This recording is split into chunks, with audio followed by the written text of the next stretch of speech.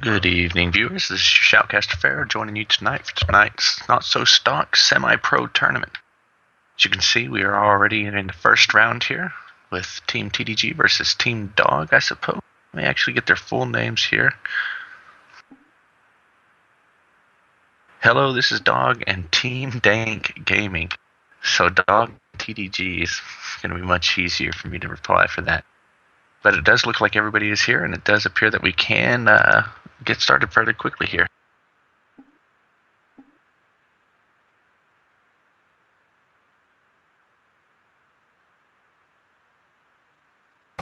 Alright, and here we are getting into the champion select. We are going to have Team TDG here on the left, banning Grace first. Not a uncommon ban now, as he is one of the top 2 ADCs in the current meta. Other one being, of course, Jinx. J4 being answered right back, who's also one of the top junglers now. With the Cataclysm, the ability to gap close with his QE combo, and the slow as well. He can make quite a few plays early and throughout the match. So, Shiraha waiting for the... TDG's on the right. But Team Dog coming out with Leona. Yet another extremely good pick for a ban, as she is one of the top 2 supports, the other being Janna, of course. Has the ability to make plays the most. Team TDG coming back with Irelia.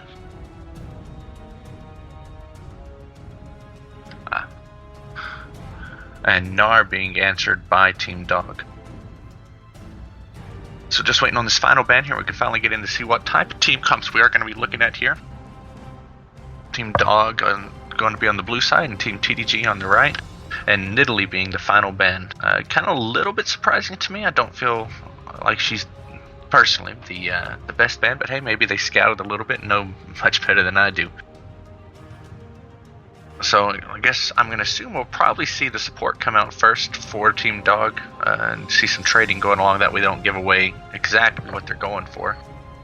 But you never know. With 35 seconds to go, I have plenty of time to prove me wrong.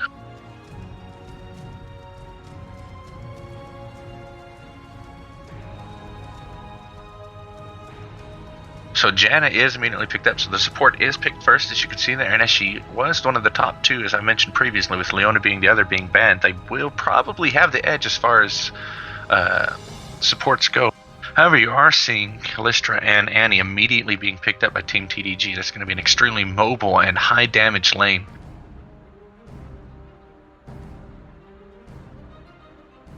Let's pump out this chat so I can talk with you guys a little easier.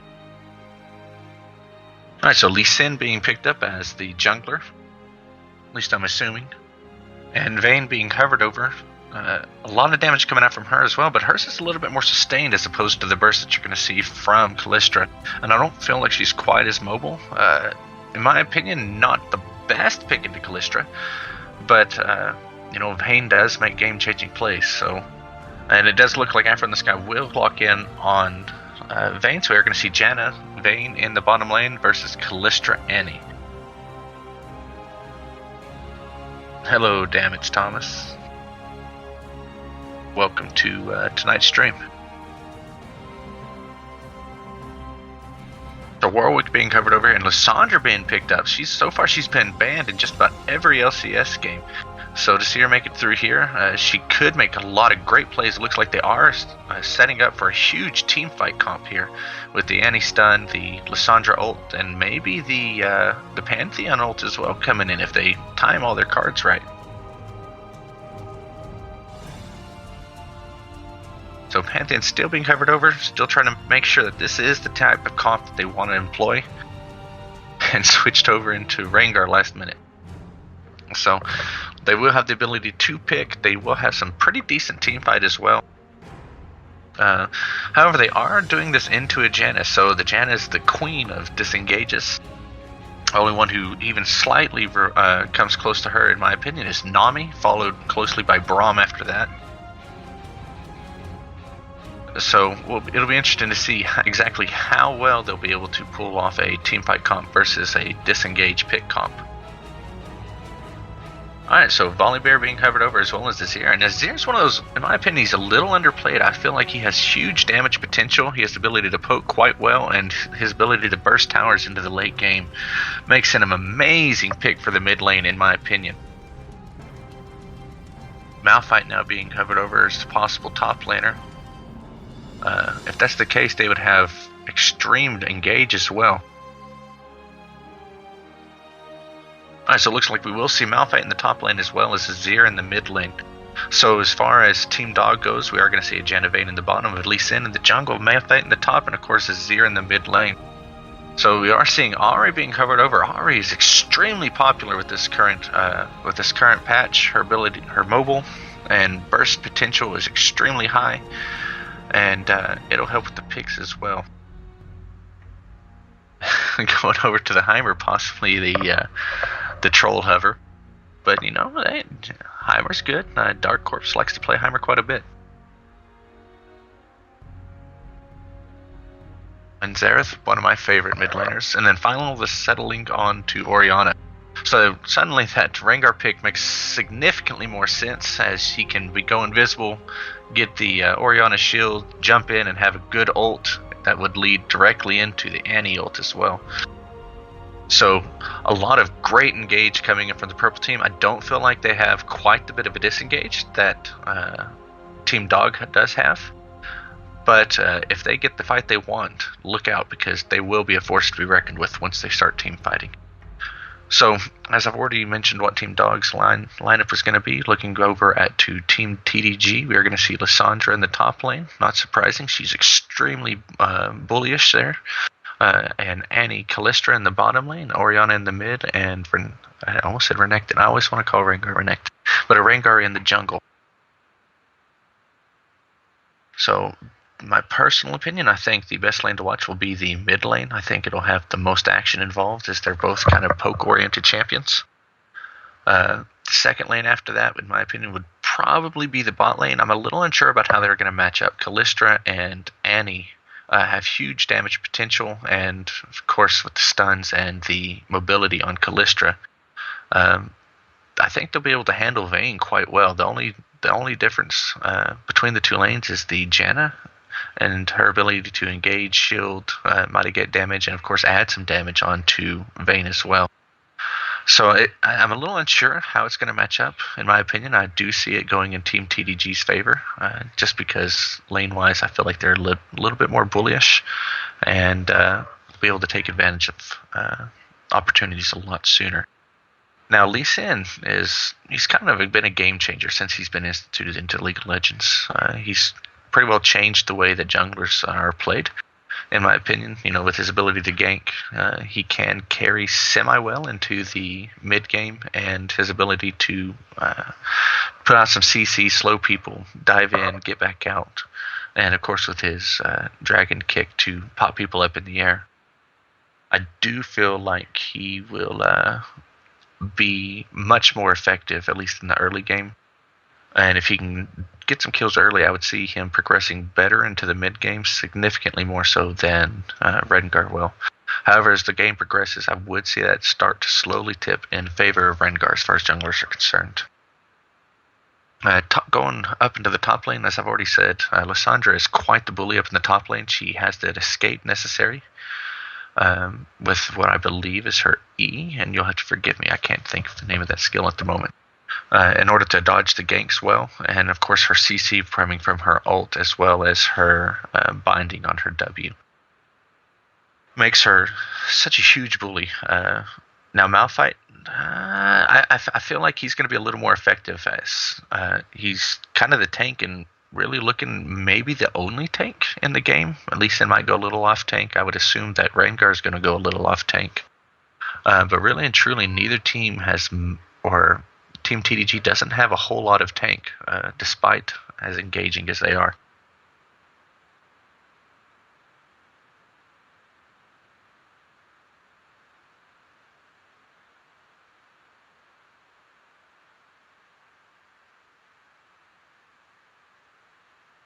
So, with that being said, we have about 20 seconds left until we get into my pre-game ritual is deciding which skin is the best. And I don't know, I've watched a few other people. Some other people do it, some other people don't. I like to see what people have, what skins they choose for their champions. That often speaks a lot about the type of person playing them.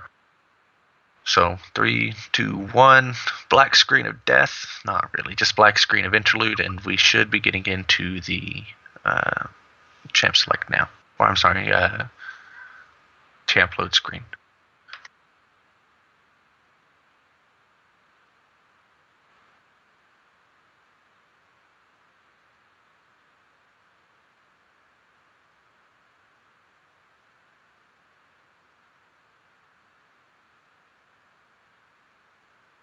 Alright, so here we are. Really, there's the best skin on Team Dog is definitely Galactic Azir, in my opinion. Going down the bottom lane, I'm still a big fan of Winter Wonder Orianna and Blood Moon Kallistra, though kind of new to the scene. A lot of people seem to really enjoy playing as her. So overall, I think Galactic Azir definitely wins the skin war, despite his team being behind on skins. So I don't know, if I had RP, I'd give it to you, Azir, but I'm broke. Sorry, buddy. I have everybody but Annie at 100%, and she's now at 100%, so we should be getting into here pretty shortly, and we'll see what type of early posturing they're going to present, whether they're going to see any invades, maybe get some early action, or if we're just going to see basic defensive posturing from both teams. So allow me a second while I rearrange my champions on my tablet so I can better give you side-by-side analysis.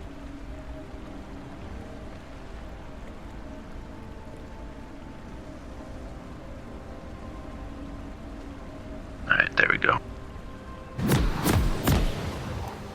Alright, so you see everybody starting to buy up a little bit here. Vision trinkets all around, it appears. Or warding totem, I'm sorry.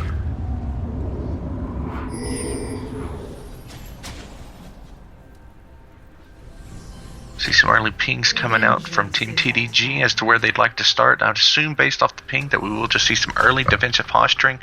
Won't have much need to engage early. Which, in my opinion, is probably pretty smart. I don't feel like they have as good a 1v1 or level 1 as Team Dog, especially since Kallistra got the little white thing there. So some good wards, and as I said, just defensive posturing coming out. They are warding up their river, making sure no invades will be happening. 30 seconds until minions spawn. To me, it's a little weird to see that Rengar starting there, as opposed to the bottom jungle. So you can assume that he might be trying to push into the bottom lane at the 3:12 minute mark, since that's generally when the jungler first makes their appearance. If not, I would expect to see them at the 3:20 minutes mark, coming into the mid lane for that early gank onto Azir as well. So they do get some early vision of Lee Sin. They will know exactly where he's starting, or at least which side of the jungle he's starting on, and that will allow them to better gauge where he'll be ganking first, and a little bit idea of his jungle route. Alright, so CS is coming here. Let the games begin.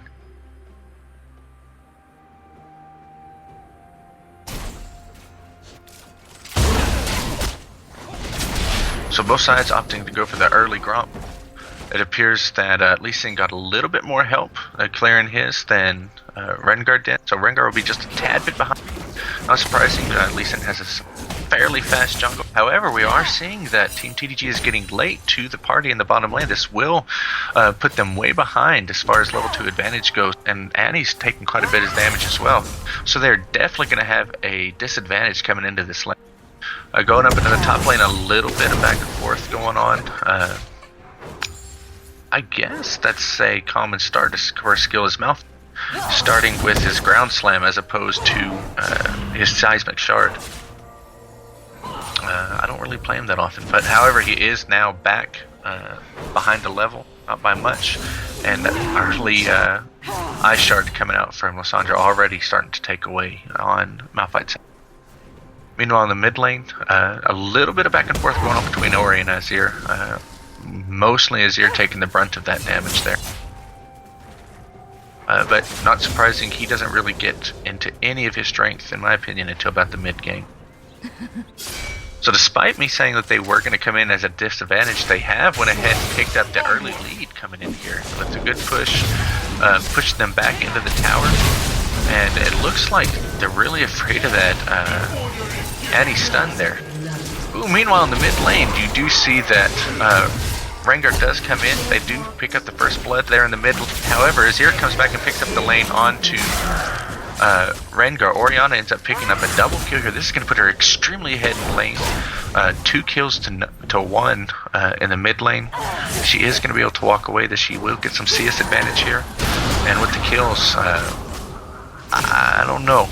It'll be a tough lane for Azir coming here on. Still in the top lane. Both sides getting a little bit lower on mana. Meanwhile, all of Malphite's flasks but 1 are down, if I'm reading that correctly. And just now he's using that as well. So Lissandra definitely doing her job in harassment. Still in the bottom lane, Kalista and Annie in full control of the lane at this point. They've poked down Vayne quite a bit. This just kind of goes to show I didn't feel like Vayne was the best choice into Kalista. As far as laning is concerned, maybe even late game as well.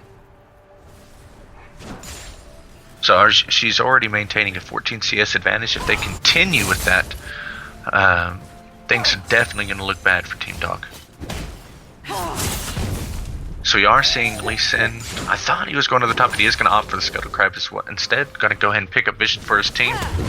Looks like Rengar's going to probably do the same, just in the bottom river instead. No, instead he chooses to surpass that and is going to go for a gank. A little surprising, as cautious as Team Dog is playing. I wouldn't expect them to try to be going in that early. However, Lissandra does go ahead and pick up a kill in the top lane. Lee Sin comes in, hits the his Sonic, I believe it's Sonic, Sonic Wave, and then follows up with this Resonating Strike. Lissandra, knowing she's dead, just goes ahead and stops and gives him the... So Rengar does finally pick back up. He's headed back to get his Gromp. And still, Vayne and Jenna push significantly back into their turret.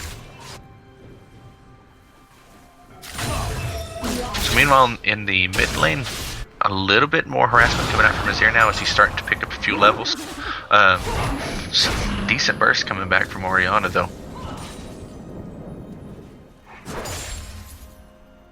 So at this point, the biggest lane difference is really the bottom lane, with Kalista picking up a 30 CS lead over Vayne. That's 5 waves worth of CS already, and here we are only at the 6-minute mark. All other lanes are fairly similar, with the next largest difference being in the top lane, of course, between Lissandra and Malphite. Not surprising, just because of the bully that she is in the lane. So you do see some pinks coming out, showing that there is where the wards are in the bottom lane. Lee Sin looking for the right opportunity to come in and try to make a play here in the bottom lane to get Vayne back into the game. So both Malphite and Lissandra are now 6 in the top lane. A little bit of back and forth. The Seismic Shard not doing anywhere near the damage that the Ice Shards are from Lissandra, however. So far, warding coverage is definitely in favor of Team TDG. As you can see, at least 4, maybe more, unless I'm missing one. Coming out in their favor. They are picking up a little bit more advanced wards. As you can see, they are in the enemy jungle, as opposed to just a single pink ward coming in for Malphite up in the top lane on Team Dog. So Vayne is forced to back. Really not a whole lot she can do with just 17 CS. She does go ahead and pick up the Vamp Scepter, which will help, but it's still going to put her just that much further behind as far as items go. Meanwhile, Lee Sin happy to pick up yet another Scuttle Crab, and they do have a second pink ward. However, Malphite seems to have disappeared. So either Lee Sin put it down when he went up to the top, or they found it somehow.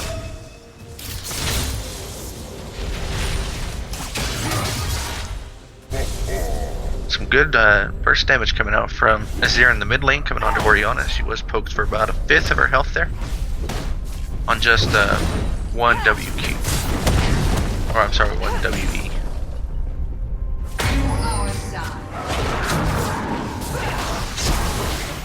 Vayne being forced out here. She does flash. Kalista flashes as well. The stun's coming out again, and a pause right in the middle of some action.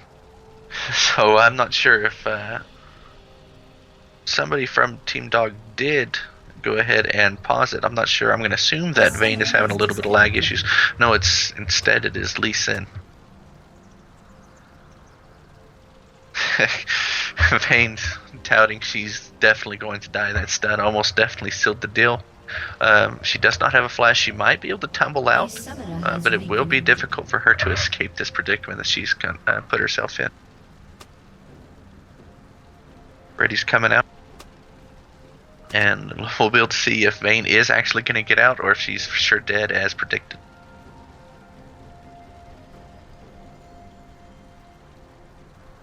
Alright, so 5, 4, 3, 2, 1, action. And she condemns out, however the Ren does come through and pick up the kill on Vayne. So now not only does Kalista have a 20 plus CS lead, almost 30 again, but she now has a kill lead advantage as well. She has that early BF sword, she's picking up a early vision ward. So she's definitely playing her cards right and trying her best to maintain her advantage. Meanwhile, up in the top lane, Malphite being poked down horribly low. He does have a little bit of mana advantage, and he will have that shield coming back. But Lissandra is really just destroying him as far as this goes in the top. Meanwhile, here in the bottom, in the top river, you do see that Lee Sin is coming out, trying to get a gank onto the Orianna. She is just going to be able to walk out of this one. Annie coming up, and Lissandra as well, trying to sandwich them in. However, they're just going to walk back into their jungle and escape unharmed. So here we are at the almost 10-minute mark, 9-minute mark. We are seeing a sizable gold advantage coming out for Team TDG here, in just a little over 2,000 gold. That comes off of mainly CS, but as well as 2 kills, a 2-kill advantage as well. So they are trying to take the golems, so to speak, in the bottom lane, trying to put Vayne a little bit back into this. But at this point, it might just be too little, too late. As you can already see Team TDG posturing to pick up the first dragon of the game at the 9-minute mark. Now, Team Dog is really not in any position to come back and fight this. As you can see, Azir's just now barely leaving. The only opportunity they have is to possibly pick that up. And no, he's just a little bit off on the smite. Rengar picking it up in good fashion, as well as picking up a kill, giving Orianna her 3rd kill of the match. This is going to come at the cost of a little bit of damage up in the top lane. However, the TP from Lissandra is going to be able to correct that and push Malphite back off again. So you do see the blue transfer coming onto Orianna here. With that blue and the 3 kills, she's definitely going to have a huge advantage over Azir in the mid lane. And really and truly, this at this point, Team Dog's bleeding pretty profusely. Rengar coming in, trying to put some keep Azir from doing what, in my opinion, what he does best, and that's destroy towers.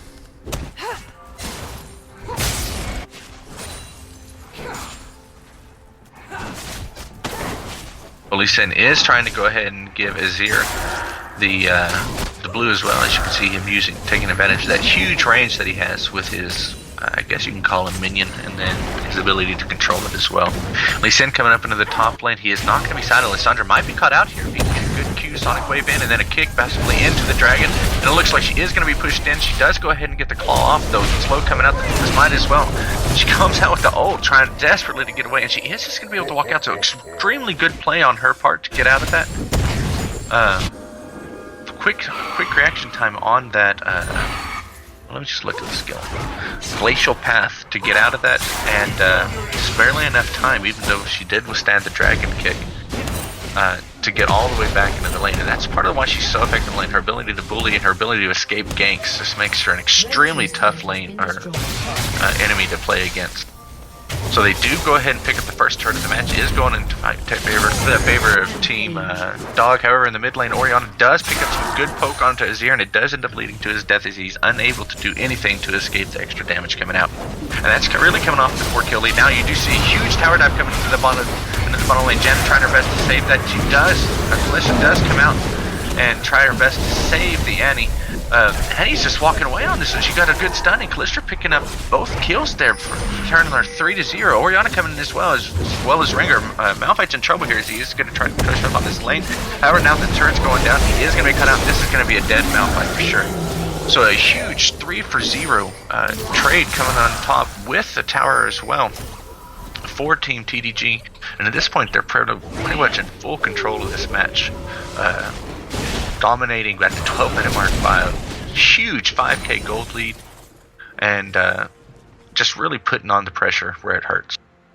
So meanwhile, Lissandra is in the top lane. Malphite's TP is down, and as he's still dead, he's not going to be able to come in and put in a whole lot of damage to try and help save that tower from the top. Now, as slow as it is, I would assume that this is going to be the second turret of Team Dog to go down for Team TDG, third turret in the match.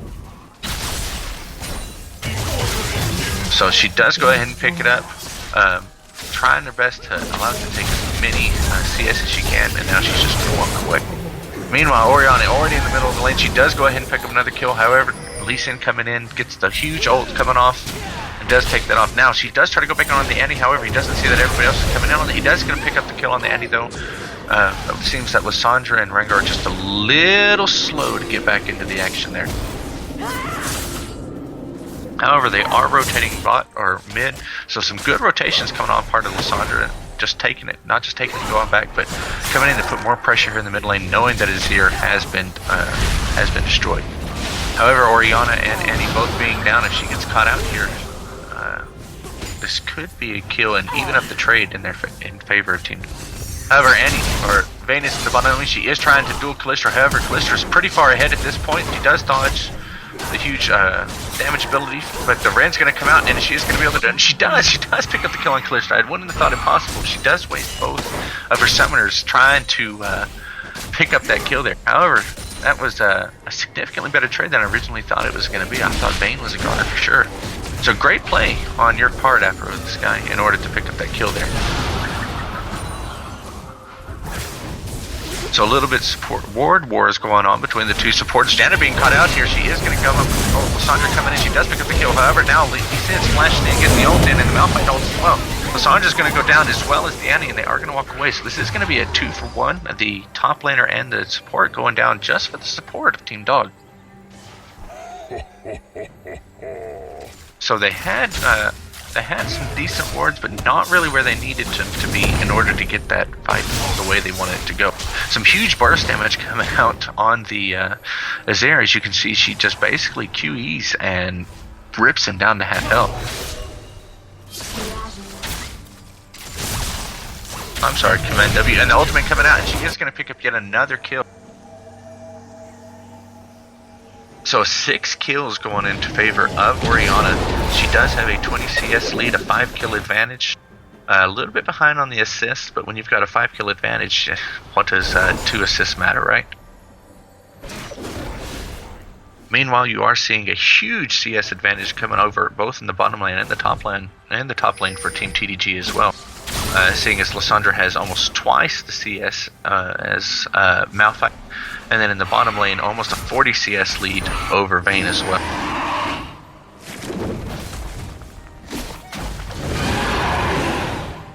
So the dragon is up. They have postured themselves to be able to take this next one. As you can see, everybody but Lissandra is there. But Lissandra does have her TP up, so this can very quickly escalate to be a 5v5 fight over the dragon. This would be the first dragon for Team Dog and the second for Team TDG. They have started this knowing that there's not any wards. They won't have any idea if it's going in, as you're coming in to put in a little bit of poke. Meanwhile, Malphite is going into the top lane. All Lissandra has to do is teleport like she's doing now to come in. She is going to try and engage here, and she looks like she will try to get an engage. However, due to the good engage coming back, she is just going to be able to walk away, or they are just going to be able to walk away. I really thought that Malphite's TP was down for a little longer than that. So some huge wards coming out from Team TDG around where the dragon was going to be, as that was the objective in question. Now that has been accomplished, I would assume that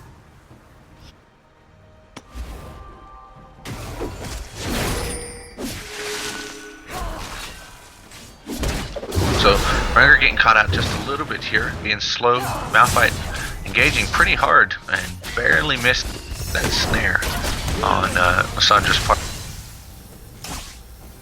So a good attempt to try and pick up the Scuttle Crab and steal it away with the Ori Ball. However, it's just a tad late, and they hit as a ward. for their team. Now they are trying to posture and get this mid lane turret, so it'll be the last tier 3 turret coming out that Team Dog has up.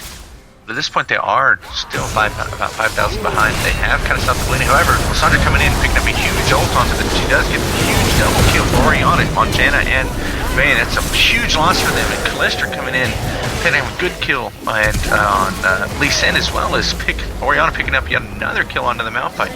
This is going to be a quadra kill onto Orianna, and she's getting absolutely huge at this point. 10, 1, and 2. This is going to be possibly an inhibitor, depending on how well Vayne and Janna can try to defend this turret. Remember that huge amount of damage coming out from Kalista, and that's what that 60 CS, almost 70 CS lead is going to do for you as far as CS goes, not to mention the extra kills as well. So they are just going to be able to back out of this. Oh, Kalista says she's hungry, she wants more. But they do end up getting out of there, so they do pick up a pentakill, well, so to speak, an ace, and 3 turrets and an inhibitor. A huge push in favor of Team TDG here. Team Dog trying to come back in, trying to pick up something to make it so it was at least worth something. Lee Sin coming in, getting a huge ult coming out. However, he is in a bad position. No, he is going to be able to pick up the kill onto Kalista. And now that Annie is slowed as well, I would assume that she's going to go down fairly quickly as well. Missing the Sonic Wave. And the QE coming out for Orianna. She picks up an easy double kill with the ultimate as well. Azir going quite low. He goes down to a triple kill, almost single-handedly on part of Orianna. Annie once again running for her life, but this time she will go down. Meanwhile, on the top lane, you do have Lissandra still pushing. She is going to back, despite knowing that 4 of their team is down. I feel that was a little bit of a mistake. I feel like she could have easily taken that top turret and gotten away. Or at least done some decent damage to it. But hey, knowing where everybody's at all times definitely has its advantages, eh? So we are starting to see a lot more defensive wards coming out for Team Dog here. Knowing that they have lost that outer line of defense, they are going to have to start putting some wards into their own jungle in order to try just basically get some basic idea of where they're going, what they're trying to posture, and what's running through their mind as they continue here. Now they do know that the red is up. Lissandra being a little caught out here, and Lee Sin still going in.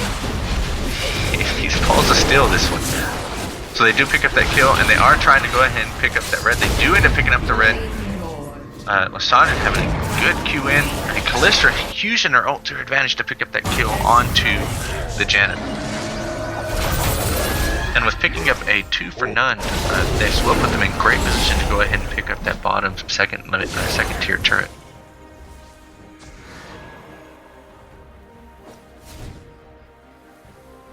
And at this point, at the 20-minute mark, we are seeing an almost just under 12,000 gold lead in favor of Team TDG. Unless a miracle happens, I would assume that they will come out on top of this. Has been destroyed.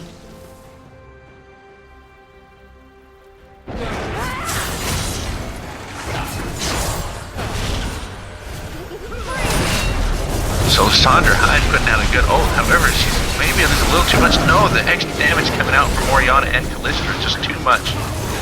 So at this point, they're just going to take this turret. It's huge damage, as you can see. The Orianna single-handedly taking out 2 of them. And this will definitely be yet another kill, or another ace and another inhibitor turret.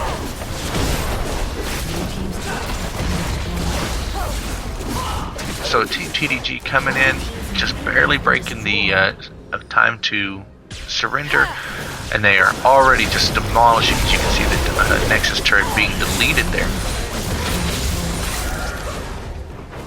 So an extremely well played game on part of Team TDG.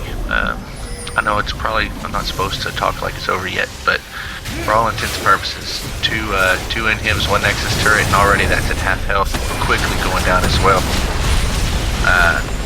I don't see any way that Team Dog can come back into this and try and turn this around.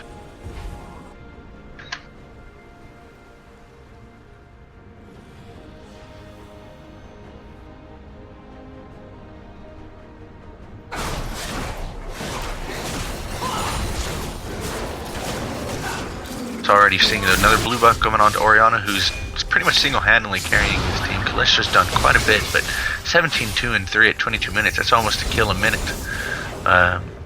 She's at this point just taking names and kicking ass. Oh, can I say that? Taking names, kicking butt. Much better. There you go. That's for you, kids. The third dragon coming out on for Team TDG. This is going to give them an extra 5% movement speed buff. I believe it's 5%. Yeah, 5% movement speed buff. Just making them that much more mobile on top of what they already were with the Kalista. So as you can see, Orianna and Lissandra are getting ready to take that top turret, and with both inhibs down, this is pretty much a freebie. Now, if I was the blue team, I would have tried to put all in on the Kalista Annie there. At least try to make something happen. You know that they're split at this point in time. You can pick up a 5v3 fight here and try and make something happen. But their hesitance at this point's really put them behind. Orianna being caught out here. She is going to go down with the Lee Sin. Meanwhile, they are coming in trying to pick up the kill onto Malphite. He's going to go down as well. So it's a one for two, really. Both the mid laners dropping as well as Malphite going down for Team Dog here. They are getting ready to pick up the Janna, who's really just can't really do anything at this point but fall over and die. So they will pick up the last inhibitor turret here if they don't kill the Nexus Tower and Nexus first. And as you can see, they are all following again, so this will definitely be GG. Congrats Team TDG for a pretty one-sided fight here. Team Dog, excellent showing. Unfortunately, Team TDG just the game ended without a result. Will now exit. Thank you, League. So excellent showing, but Team TDG just had your number in this one. It's really just a few things that I really noticed. I really feel like the champ matchups weren't the best. I feel like the Janna early pickup was a great pick. But once you started to see the Annie Kalista, I would have liked to see a little bit more mobile champion coming out from Team Dog in order to try and counter that Kalista.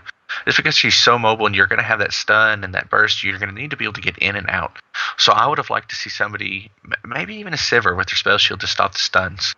But maybe a Lucian or somebody with a lot of poke like Varus or Kate, somebody who can just try to get out of the damage area. Vayne being such an up-close and in-your-face fighter, she has a little mobility, but in comparison to Kalista, it's really not much of it all. So I really feel like that was the biggest portion down in the bottom lane. As far as mid lane goes, I feel like Orianna, I can't really say she got lucky because she showed a lot of skill throughout, but really the early two kills going out to Orianna really gave her a huge advantage into the mid lane. And since Azir is so weak early and doesn't really come into his strength until mid game, maybe coming into the late game even at full strength, he really just didn't stand much of a chance against those consistent Ori balls and the huge burst damage that she can put out with her command dissonance.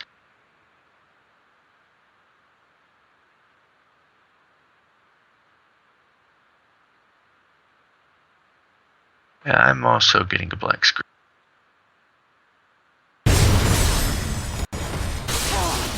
Oh, the game's already loading. So I'm going to spectate corpse here. We'll see what type of game we're looking at.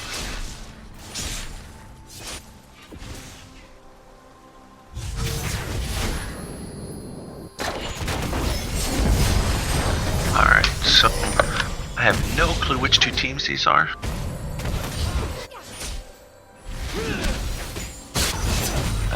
Dark, if you can give me a message so I can know who I'm casting here. Or never mind, you give me a quick minute. So this is going to be Team Goosh versus Forever Alone. Goosh and Alone, that's what you should be known as henceforth. We are getting into it. As you can already see, we already are mid-game. You can see a dragon. It looks like this will be the first dragon in favor of the blue team, which... let me check and see which team you are.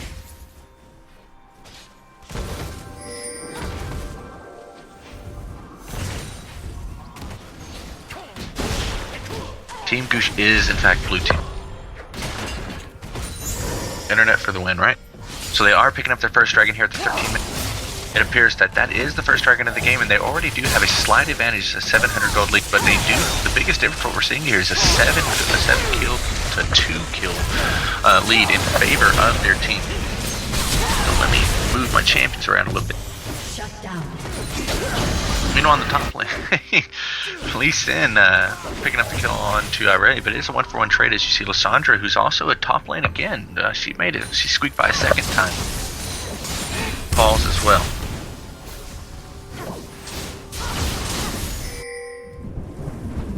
There you go. So we do have a fairly close game into the bot lane. However, Tristana has picked up 3 kills as opposed to the 1 kill on the Ezreal, so she is going to have a slight advantage coming in the form of about 400 gold. So not a huge advantage, but maybe enough to be the difference in a fight. Ahri is coming in from behind. The teleport does come out here, and she might be locked up here. Good taunt coming out, the exhaust coming out. However, she is going to still have her ult. Huge damage coming out onto the Janna. She does go down. Xin Zhao coming out in the bad spot. The teleport from Lissandra coming out as well. They do pick up the taunt onto the Xin Zhao, the rocket, explosive. No, what's it called? Buster shot. Thank you. Coming out to try and save, but it was too little, too late. He does fall down. So this is a 2-for-none trade in favor of Team Alone, Forever Alone. So they desperately needed that, as they could see they did now have a commanding lead. Well, I say commanding, 400 gold lead as opposed to being 400 down. They have picked up 1 turret though, the only turret of the match coming in the mid lane here. And it looks like all the kills, really for the most part, are spread out. So they're not any one person just coming out on top of anybody else. The only CS lead or differences that we're seeing is really in the top and mid lane, and it's really not enough to truly matter, with the exception of possibly the mid lane. As you can see, she is about 20 CS down. It's about 3 waves, approximately 200 to 300 gold worth.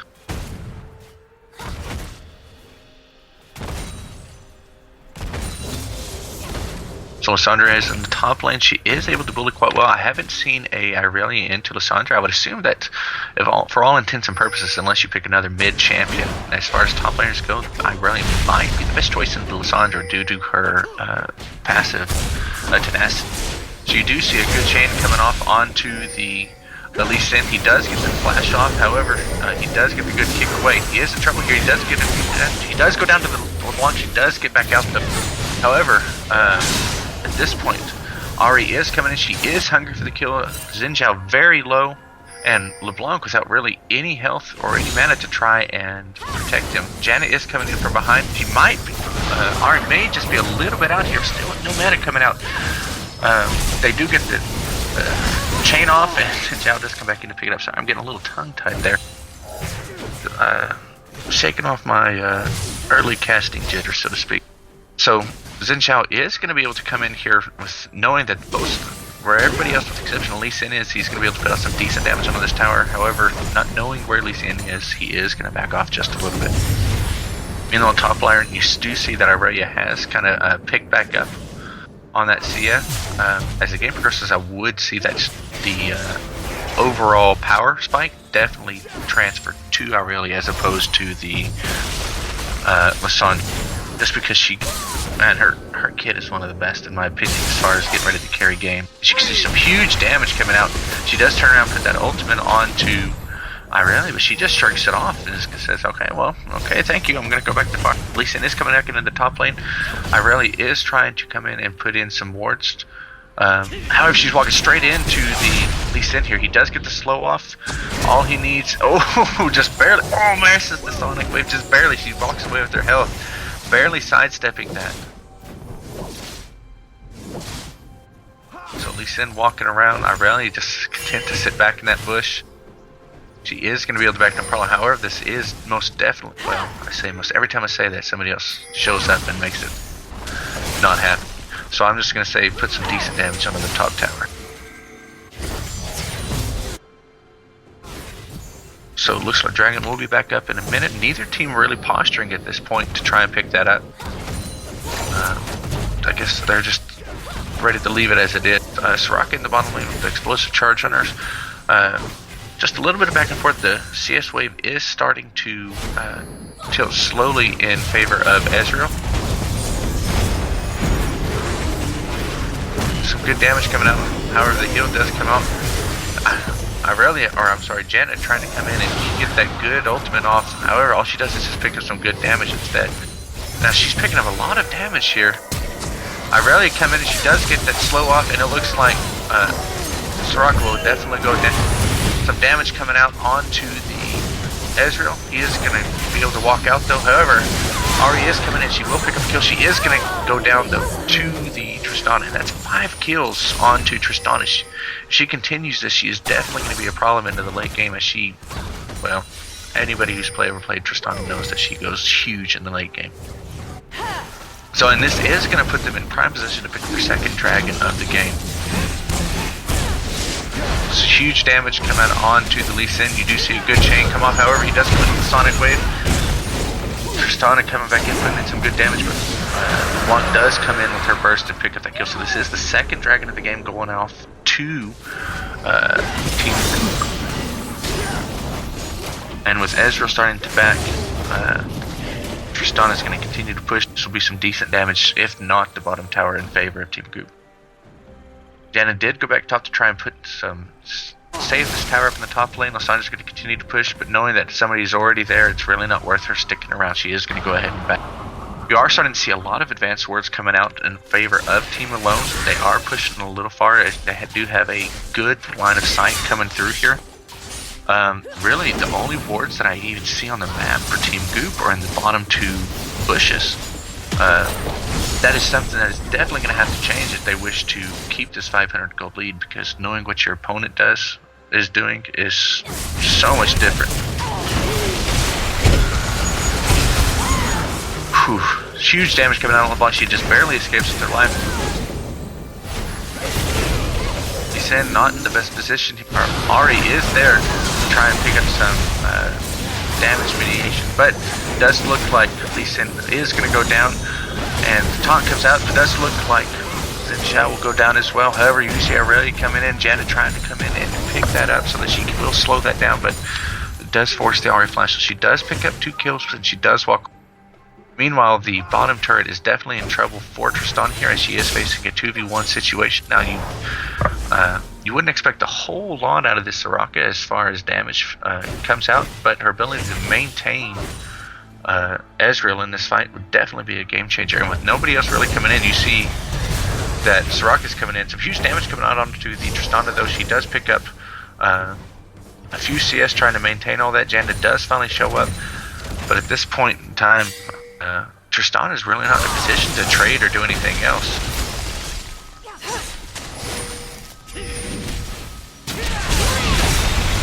And she doesn't have lifesteal either. So meanwhile in the top lane, you do see that Aurelia does go down. She keeps trying to go over into that enemy jungle, and it's cost her a lot several times, whether it be her flash or at this time her death. So at this point, I'd really just try and stay out of the enemy jungle as Aurelia, especially since you have 0 wardage coming out on that side of the map. Some huge wave clear coming out on Lysandra, as you see her basically just Glacial Fissure all the way through. No, Glacial Path. Glacial Fissure is Braum's ultimate. So some good damage coming out onto the Ezreal. You do see the stun try to come out. The ultimate does come out from Soraka. Soraka is definitely going to go down here. Ahri might be coming around from behind. However, she does decide to opt to go around. Seeing the damage come out from the Ezreal, though, she misses the taunt, and they are going to be able to walk out of this one. So Ezreal does escape. Soraka costs her life at the cost of an exhaust on Janna. Meanwhile, LeBlanc just used her distortion in the mid lane. If they can get some huge damage as they do onto the from the Ahri, all she has to do is ult over, and it's definitely some huge plays coming out. So many jukes coming out from LeBlanc to try and escape. She does get out with her life. However, it cost her a flash, her ultimate, and a little bit of pride, I would assume, just to get out of it. So already you can see Ahri is definitely getting very bursty. She only has 3 kills and 122 CS, so she doesn't have any huge damage items yet. When she does, beware, because she's going to definitely be a game changer for her team. Now, what you want to see if you are Team Alone is you need to be winning by the mid game. You need to have the mid game on lock, because if you do not, as you can tell, with Irelia, with Tristana, with Ajana, as the game progresses, this game will continue to shift in favor for Team Goop. So really, they need to be winning right now. They need to be making the choices that they're gonna make right now in order to try and win this game. So Lee Sin coming in, puts some huge damage. The Buster Shot comes out to save Janna's life. She does get hit with the shot. Some huge damage coming onto the Lee Sin. However, he does Sonic Wave in a little too hard. It does cost him his life. Now just walking in, face tanking pretty much all damage coming out from there. Some good damage coming out from LeBlanc onto the Ahri. She does pick up some huge damage, and she is able to walk away though. So really on point of the Ezreal. The Ezreal's done extremely well as far as his ability to kite and still poke at the same time. Back in the top lane, you do see that Array still is desperately trying to get at least some damage onto this tower. As you can see, it's barely been touched. And that's mainly due to the wave clear that Lissandra has up in the top.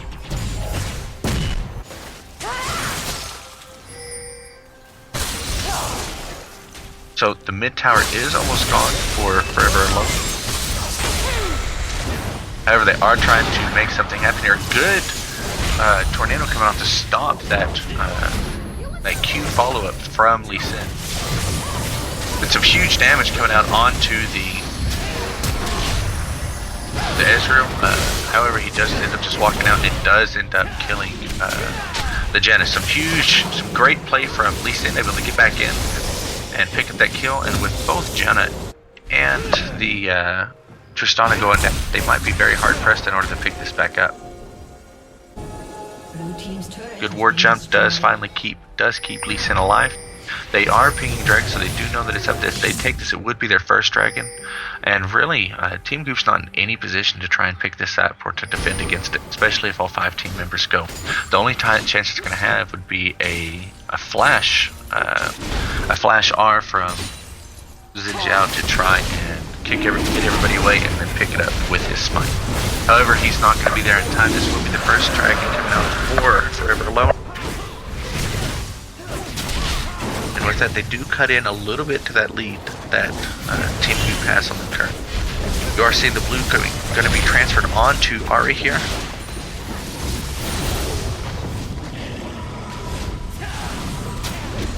And really, they're just content to back away. I'm starting to see a few more wards coming out from Team Goop here, as you do see a few more wards coming out, mainly in the river area. So they should, I believe, have Dragon. It just went down. It's going to be a little late. It's a good ultimate coming out onto Aurelia. She is going to pick up some free turret damage.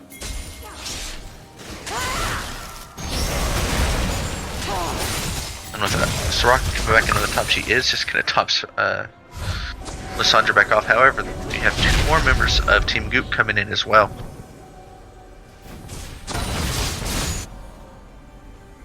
Meanwhile, Tristana is in the bottom lane, just pushing in pretty well. The wave clear coming on from Ezreal and Ahri is still pretty strong though. So she's not going to really be able to do a whole lot other than just maintain some farm here.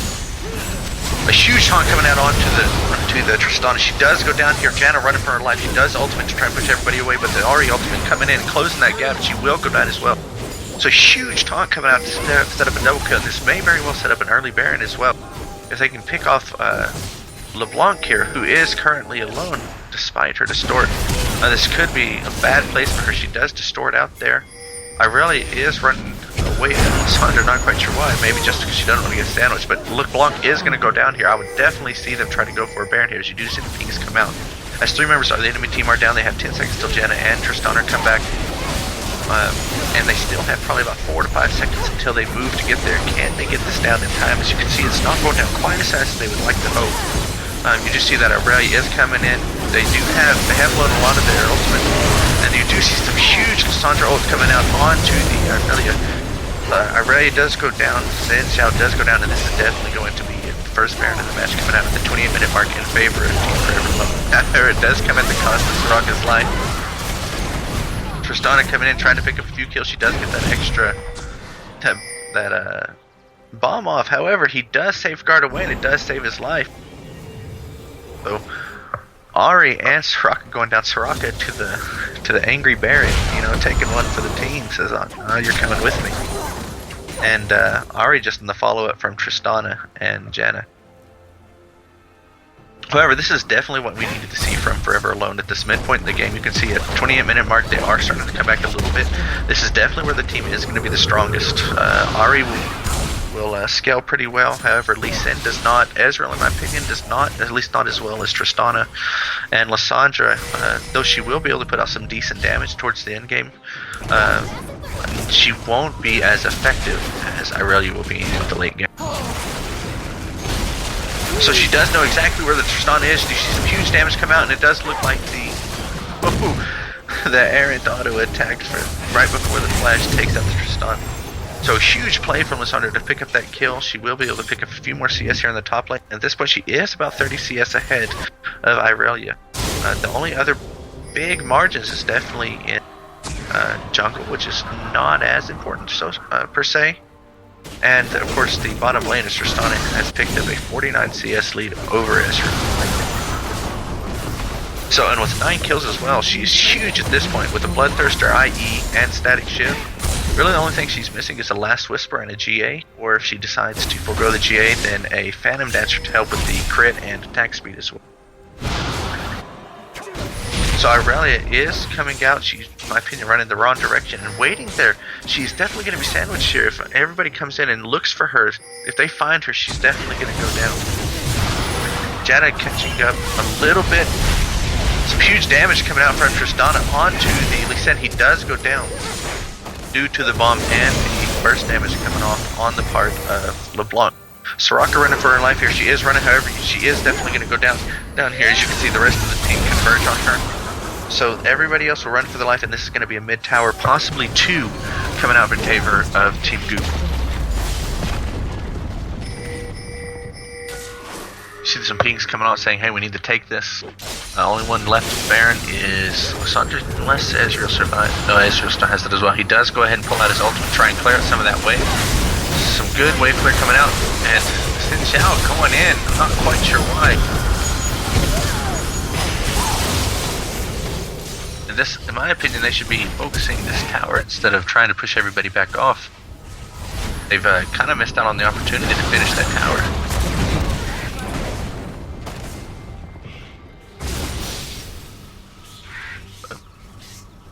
That's what I thought.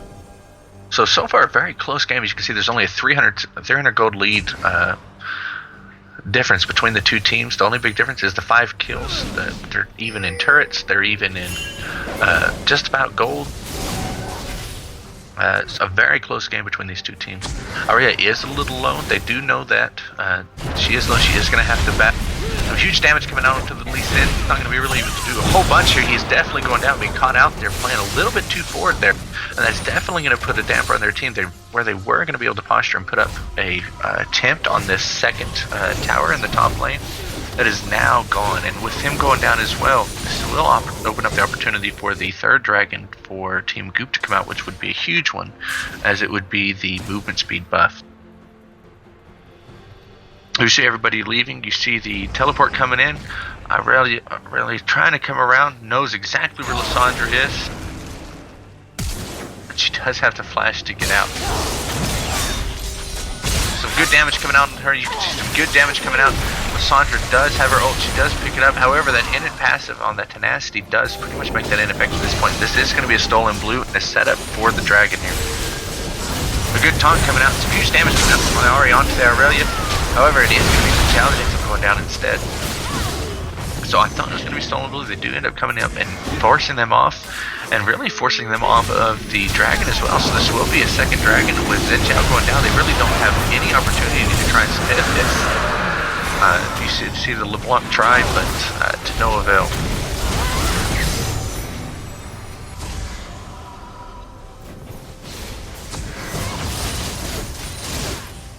And I'm a little little surprised that you do see them gravitating back towards the mid lane. As you can see, they do have a decent wave pushing in the top lane, as well as they had a decent wave pushing in the bot lane. Rather than try and go for the inhibitor turret just right off the bat, go ahead and take some of those outer tier turrets. Build your gold lead, make it that much easier to pick up those inhibitors later in the game.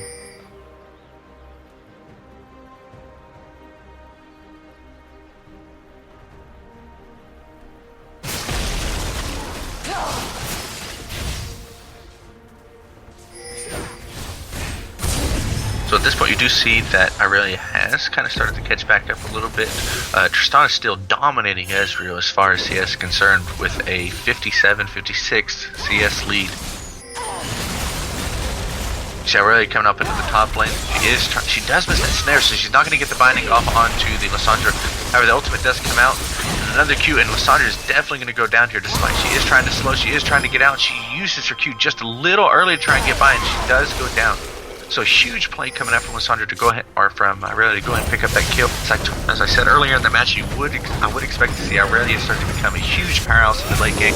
Tristana already starting to put some huge damage. She does have that last whisper now, and it looks like she is starting to build on towards that GA. So she's almost at the height of her damage, really just missing on two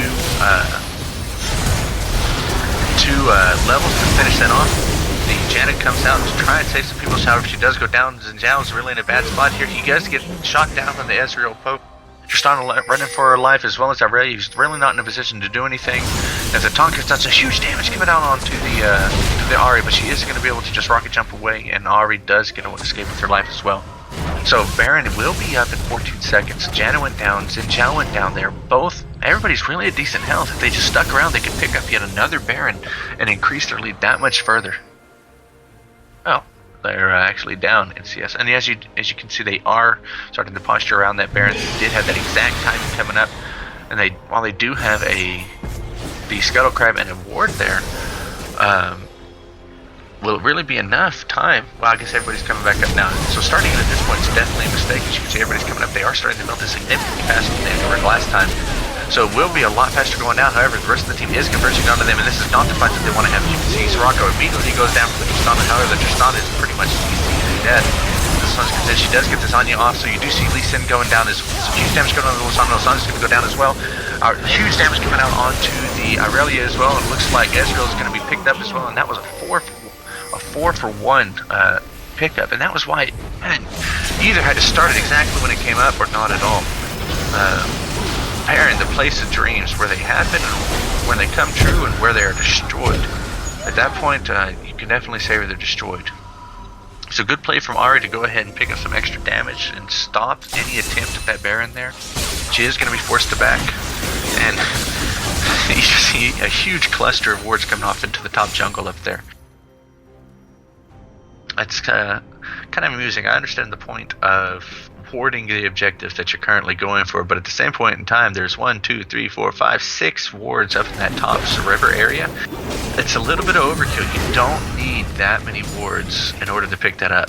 Those wards would be much better served at some critical choke points where you can see what's going on in the rest of the map, in my opinion.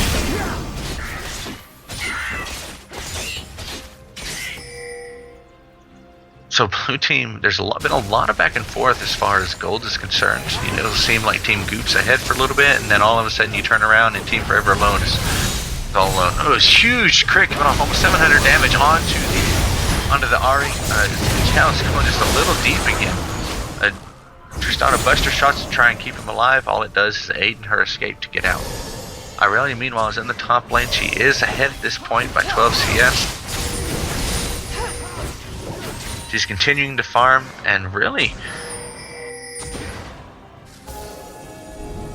maybe it's not as good. I assumed you build her just like you build Jax, with the Blade of the Ruined King and the Triforce being pretty much your 2 core items, and then you follow up with a Randuin's and a Banshee's Veil. So you've seen some engage coming in, and you see Lee Sin immediately coming in onto the Tristana, separating her from the team. So both ADCs go down, and it looks like the mid laner got pretty low as well. So LeBlanc got pretty low as well. Irelia being cut out here. She is going to be in the middle of the board. She's definitely going to go down here as well. She is trying to put some huge damage onto the Soraka to pick up a kill, but instead she just gets star called to death. Soraka, I've got your Star Lord right here. Alpha Strike coming out, the Tornado coming up to really save just a little bit of damage on part of Ninja. However, they are picking up some good damage onto the Lee Sin. He is going to be forced to back. You see the Devil Distort coming off onto the LeBlanc. She is going to be able to escape it just barely though. Had the rest of that Q hit her, she would definitely have gone down there.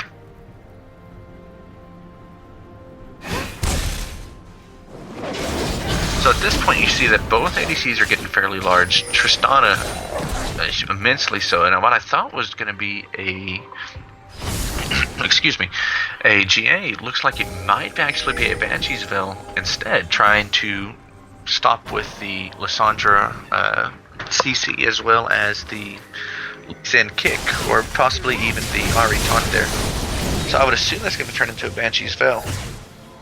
So we do have a live dragon here. Both teams are posturing to try and pick up the third dragon. You see a teleport coming in. However, you see that Tristana is being pushed out of the fight. She is not in a good place here as Ezreal is able to outpoke her. Some good damage coming out onto the Soraka. Soraka goes down, however, does come at the cost of a Zen Channel. Ezreal does end up picking up that kill on Tristana, and Ahri goes down as well. So now Irelia coming in and trying to do what she can, but she ends up going down as well. So and that ends up being an A. So the third dragon will go out to Forever Alone here.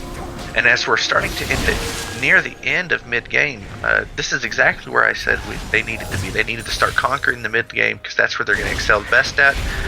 You push in from here, right? This is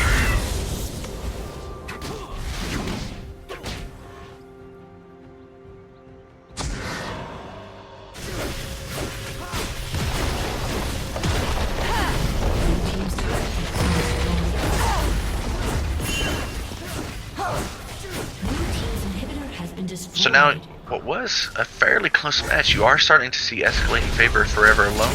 As you can see, they have about a 5,000 gold lead. Well, I'm sorry, about a 4,000 gold lead here. And they're continuing to pressure pretty hard. And I see a Negatron Cloak and a Chain Vest coming out onto the Irelia, so maybe she's looking to grab a GA now as well, so she can dive a little bit harder. I'd still really like to see a fork on her.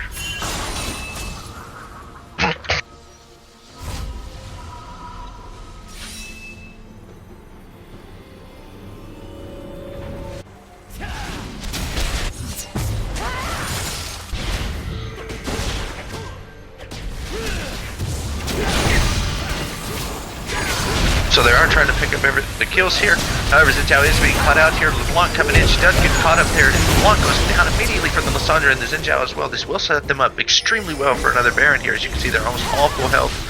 The battery, known as Soraka, is able to keep everybody up fairly well. The Junker's going down, so they're not going to have the ability to smite this.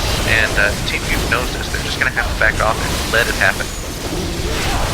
So this is the second Baron coming over in favor of Team Forever Alone. They are pinging the top. They do want to start trying to pressure this in and break another inhibitor. If you can break the second inhibitor of this team, you can pretty much guarantee a success for your team here unless you start to throw very hard. So they are starting to push in. They do see that Irelia is bottom. Irelia does not have her TP. She is going to either have to back or walk all the way across before they can do anything to try and defend against this. And it's going to take some huge damage before anybody else can get them. So Lee Sin trying his best to keep everybody off. They do pick up that second inhibitor turret. This is going to be the second inhibitor. So with that, you're almost putting the nail in the coffin here. All we have to do is wait for the Fat Lady to start singing. Team Forever Alone, coming from what I thought was them being behind. They were extremely behind at the start of the mid game. They've really turned it around where they needed to. And as you can see, they're already starting to rotate to pick up this other outer turret. He's just going to tank it. He has the ability to do so. With the damage coming out, that's going to be an easy pickup for them. And now, where they were 5k, where they were 300 behind, 500 behind, they shot back up to 5,000 4,000 ahead. Now they have over just under a 9,000 gold lead. Everybody is starting to posture back in. They might get a catch off onto there. You see the teleport coming in. She does have the J, but she is going to go down rather quickly. And with that catch, that is definitely GG. It looks like Team Forever Alone will come out on top here. Team Lissandra does pick up a kill on Jada, so this is going to be a 3v5 as they try to defend against this turret. They do have a little bit of damage, but it's going to be too little too late. Xiao being leaded by the Ahri. She goes down there. And Lissandra picking up yet another kill onto LeBlanc. So you see the surrender coming out. GG's coming out as well. Congratulations to Forever Alone for really turning that around in what I thought was going to be a difficult game for you to climb back out and win.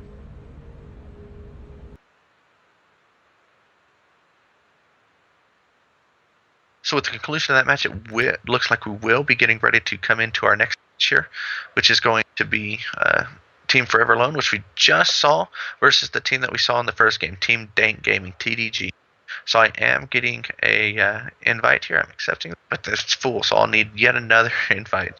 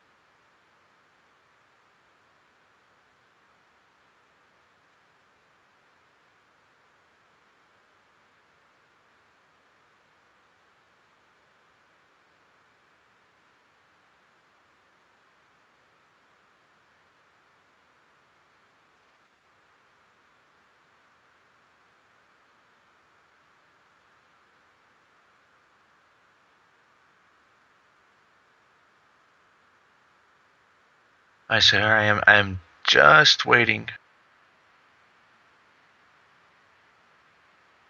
for the second invite. There we go. Thank you, Dave.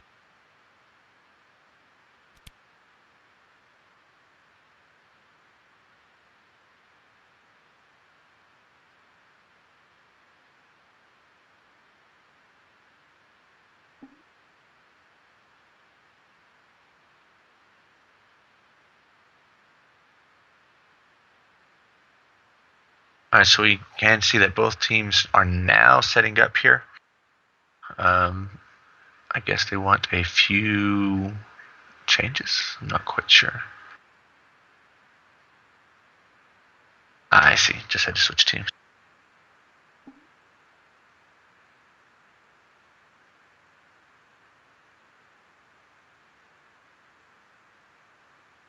So a little bit going back and forth here.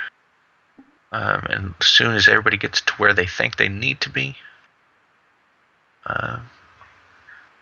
we'll get into Champs Select and start doing our analysis on picks and bans.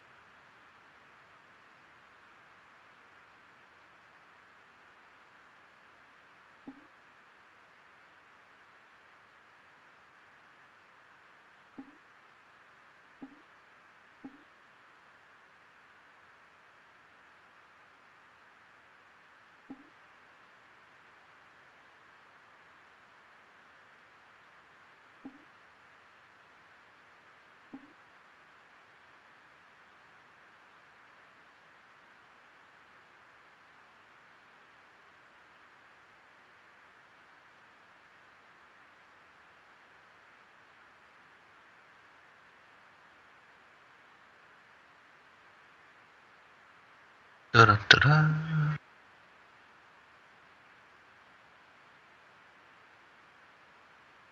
And you got it, Doc. Wish that I could be like the cool kids, 'cause all the cool kids, they seem to fit in. Wish that I could be like the cool kids, like the cool kids. Ding, ding, ding, ding. Ding, ding, ding, ding, ding, ding.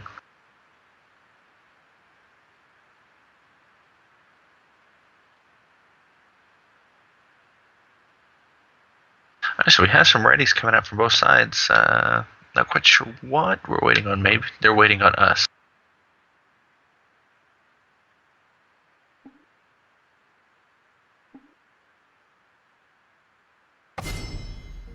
Alright, so here we are. We are finally getting into the Champ Select for the second round here.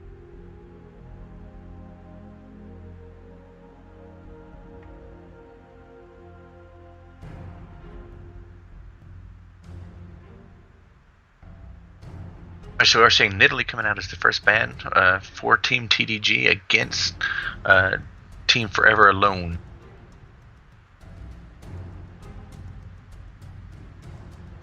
J4 is being banned back against them, which I believe was banned against TDG the first time as well. Either that or they banned it, not quite sure. But Nidalee was banned by TDG in the first round as well. Jada being banned out against Alone, Team Alone.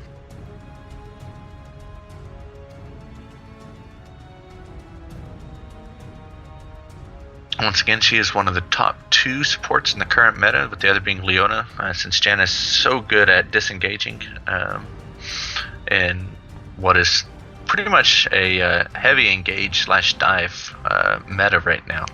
It really puts her at the top of the list almost.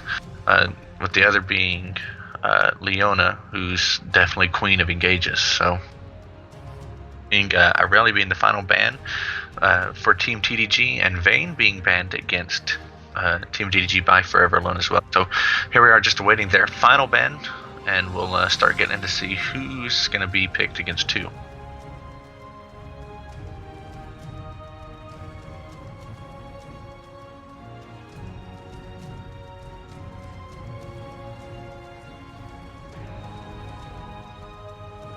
Just waiting timeout, and it appears, just the very last second they do get the Lissandra ban out, which I think has been a great ban. I really think that she should have been banned in the previous games as well. She just does so much up in the top lane. But we are seeing Vi being picked up, which is, I'm going to assume, is a jungle choice, because I can't say I've ever seen a successful Vi top.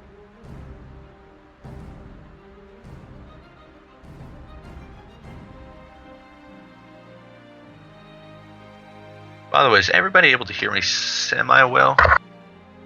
We haven't really had any complaints yet, but that doesn't mean that's because y'all don't want to hear me well either.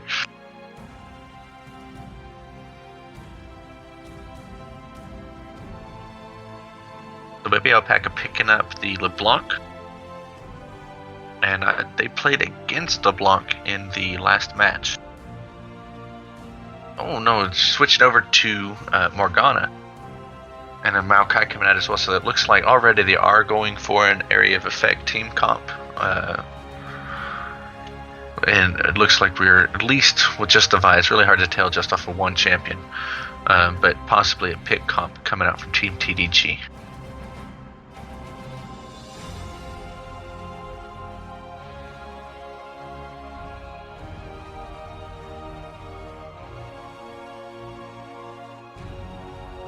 Looks like there's at least a little bit of deliberation trying to figure out exactly what they want to play now that they've seen a Morgana and Maokai coming out.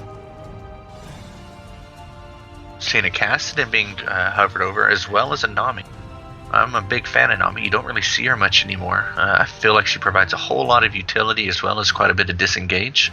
As I've said prior in the stream, I do feel like her disengage is only bested by Janice. You see Kassadin being switched over to Gnar as well. So it looks like Nami and Gnar will definitely be picked up for their team. And it kind of looks like we're seeing a little bit of AoE team fighting coming up from both sides, where you do have some great engage coming on to the Vi. It's not going to be quite the same as maybe the engage coming in from Maokai. I would say Vi's is significantly better in my opinion.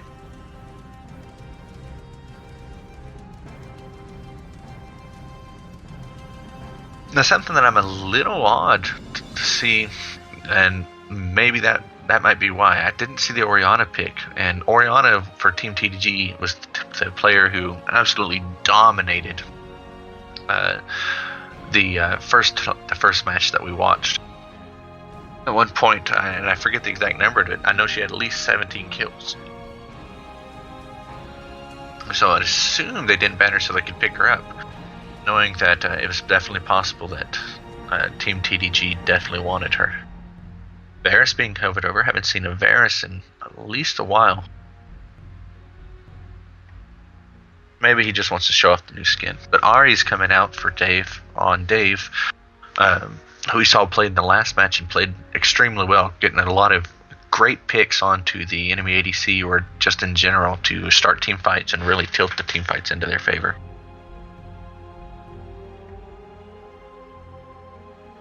Now, I didn't mention that we have seen a Kha'Zix coming out as the jungler. I really haven't seen a lot of Kha'Zix lately either. He's kind of fallen off the charts as I can't really say assassin junglers really aren't the thing much anymore because they're still in. He's kind of, there's better champions out there in my opinion that accomplish the same role as him. So not a horrible pick, just possibly not the best one in my opinion. So it looks like you are going to see a Lucian Ahri be locked in. So we will see a Lucian Nami lane against the Morgana and unpicked ADC lane for for Team TDG against Team Forever Alone. In the jungle, I'm going to assume that you're going to see a Vi versus Kha'Zix. You'll see a Gnar versus Maokai up in the top lane, and an Ahri versus Ori in the mid lane there.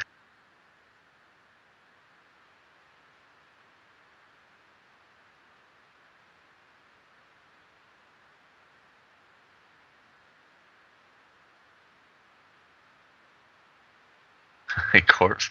I like how you said that. Will Blue Side blaze? Or can Purple Side destroy their social graces? Team Dank Gaming versus Forever Alone. A lot of poke and some decent CC from Blue Side. The Wombo combo from Purple. Meet in a match known to be fatal. Coming to theaters near you. League of Legends. NSSG Round 2. You are seeing Graves being picked up as the final member of Forever Alone, which in my opinion, that's a great pickup. I really feel like he's, at least in the current meta, he's only slightly behind Jinx. Just because Jinx has that huge range when she gets to her rocket form, as opposed to the Graves who has to be up in your face. But of course, the tankiness of Graves does kind of make up for that. So the Graves, Morgana in the bottom lane, versus the Nami Lucian lane.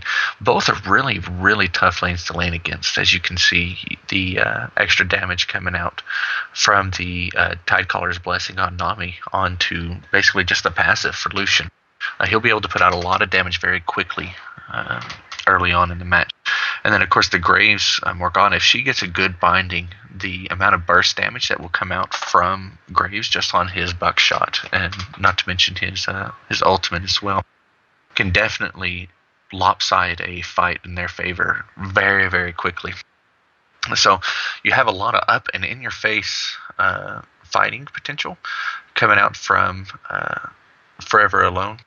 I guess you see the Ori Ball coming on to an invisible Kha'Zix for an engage that will lead up into maybe a Maokai or something, but I don't know. I feel like they're going to have a little bit more of a difficult time posturing correctly into this mobile team that you're going to see from TDG in order to get their wombo combo off effectively. I mean, you will have the good engage with the Kha'Zix Ori ult, but all it takes is a good Vi ult, and she can't be stopped from ulting all the way across onto Graves or onto Ori and pushing them out of the fight thereafter. And it immediately becomes a 5v4 from then.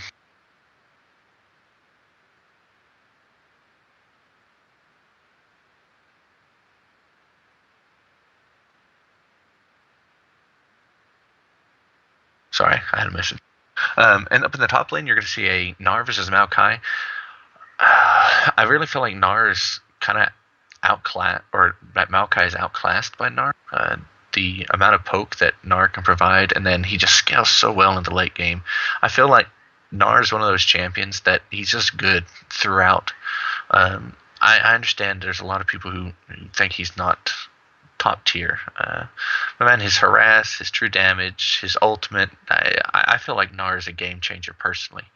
Maokai, he does have a good damage mitigation, and really and truly, he can put out some good poke with his Q, and not to mention his saplings. But I just feel an overall tankiness and game-changing performance as far as champions are concerned. Gnar is just the better pick. I feel, all you have to do is grab a Trinity Force on him and tank, and suddenly he becomes this huge beast of a champion. I've already kind of picked up on the Kha'Zix into Vi. Vi does have some really good engage. I feel like her ganks are going to be significantly better just because she has that extreme gap close. The wall breaker or vault breaker into her ult, whichever that is, or maybe the ult's vault breaker. I forget. I don't play Vi, but her ability to gap close and start those fights will be definitely key in the ganks, and that can definitely put her lanes ahead, which will tilt them towards her favor. Mid lane, Ahri versus Ori, this is a match I see very, very often. And really what it comes down to is just a matchup of skill. They both have good poke. They both have decent mobility. They both have really good ultimates. Ori's in the form of a CC. Ahri's in the form of a mobile burst. Really, it's just going to come down to skill. As far as lanes to watch, I feel like the bottom lane will be one of the most fun to watch. And it might only be outclassed by the mid lane just because it's a skill matchup as opposed to, this is the champions, deal with it. Now for skin wars, and I feel like all I see is Challenger Ahri lately. It's kind of turned me off a little bit to the skin. I'm a huge fan of the goalkeeper Maokai. Anything that you get with the goalkeeper, I have goalkeeper Blitz and a lot of the all of the original FIFA soccer skins that League produced with Ezreal and Blitz and all of them. So probably it's between goalkeeper Maokai and Dino Gnar, just because I like Dino Gnar and I like Monsters Inc. That's what it makes me think of. If I have to make a decision, I'm going to go with Dino Gnar. Sorry, Maokai. You're way up there. It's a real close call, but Dino Gnar, it's definitely going to have to come out on top. So here we are. We're finally getting into the game. As you can see, the fountain is performing its crystal charge up. Don't see any champions into the game yet, as everything's frozen on 1 second for me. Now it's starting to move. And the pause comes out. All right, one of them games. So while the pause, I will take advantage of that to reorganize my champion list here at the bottom.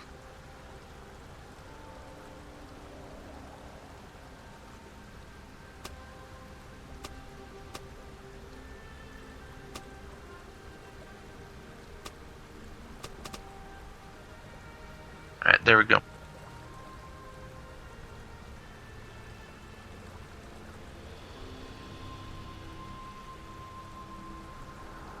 And a little bit of playfulness coming out. TDG coming off a huge win in the first game can make them a little cocky coming in the rest of the matches. You might beware. I don't know either of these teams very well, just from what I've seen in the past 2 games that we've spectated. But if TDG allows that almost air of arrogance to kind of get to their head, they may find themselves in a position they don't want to be in, because cockiness can lead to stupidity, at least on my part. So you do see Morgana disconnecting and reconnecting there.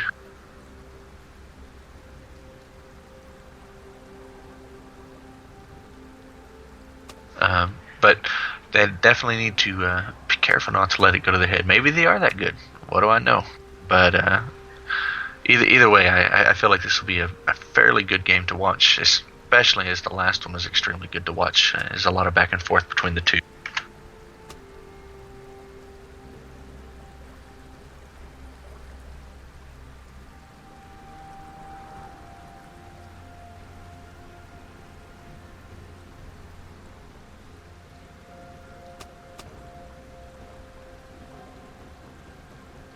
So somehow we're talking about Doritos.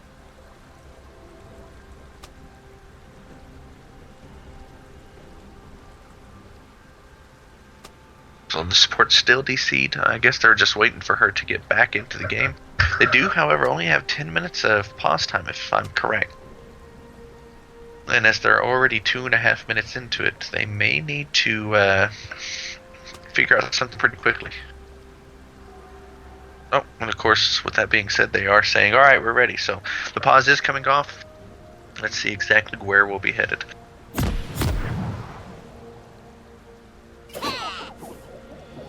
I have to say, I'm a little disappointed that they've installed this barrier on the fountain up until the 15-second mark.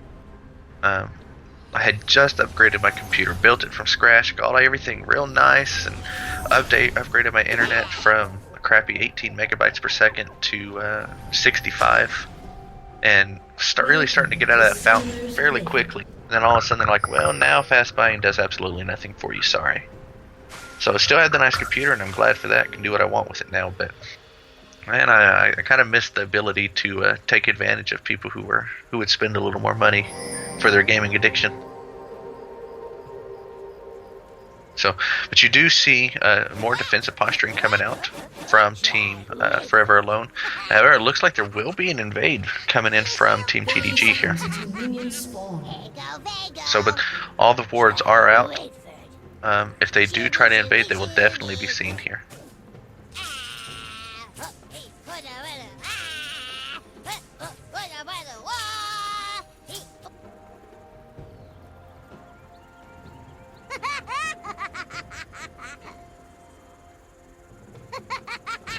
So the wards are slowly starting to disappear. Looks like we are going to get it back. I guess they were just hoping to get a pick right here in the, or at least grab a flash. But seeing as no one is taking the bait, they're all just going to go back to their respective lanes. So we're seeing a golem and I assume Gromp start. Oh, excuse me, I'm running on 2 hours of sleep. As you can see, it is starting to come back up. It looks like Kha'Zix is definitely going to get his camp finished first and make his way over to blue buff, so he will be slightly ahead of Vi, at least our.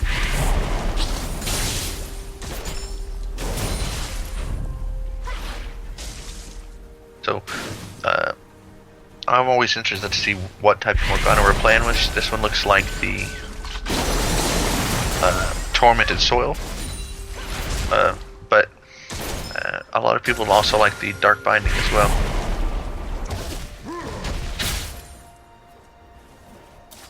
Already you can see in the top lane it's still pretty well back and forth. Looks like Gnar is actually ahead as far as the pushing goes, but they're pretty even in wave clear. So they do get a good bubble onto the Graves in the bottom lane, but they're not really going to be able to capitalize on it. There's some good damage coming out though. They're putting a lot of burst, and already you can see Morgana's pretty low on mana. She does have a mana pot. They are being forced to use their pots, but he was out of the buckshot and went back into it.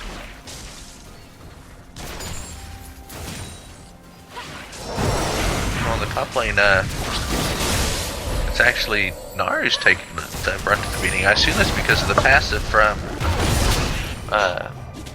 Maokai, but he is comboing very effectively. Meanwhile, on the bottom lane, Graves and Morgana already taking a huge beating. Graves has already used his potion. He's just barely over 200 health. Just really trying to maintain this so he doesn't lose a CS lead. Or a huge CS lead. But being already 2 ways behind at the 4-minute mark, you can, just shows you how effective the early Lucian Nami is. Meanwhile, in the mid lane, it looks like the Orianna is the one who is taking the CS advantage here. Not by a whole lot, but enough to matter. And you see that Vi is coming in. She misses the wall breaker. A huge taunt coming out. Some good damage coming there. Kha'Zix coming in to possibly try and counter gank. But he's just going to opt to walk back. So Gnar really a little low here. I would really like to see Kha'Zix come up and try to do something there. As low as Gnar is, that would have been a good engage in my opinion, especially seeing that he's coming into the Mega Gnar.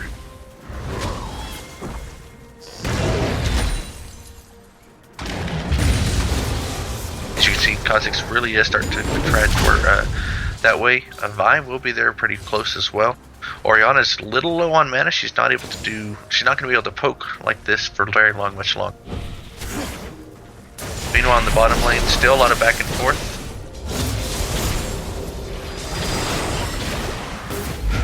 Good damage coming out. Ooh, the bubble comes out the Black Shield a little late to stop the bubble. And Lucian and Nami are pretty effectively just handling this lane at this point.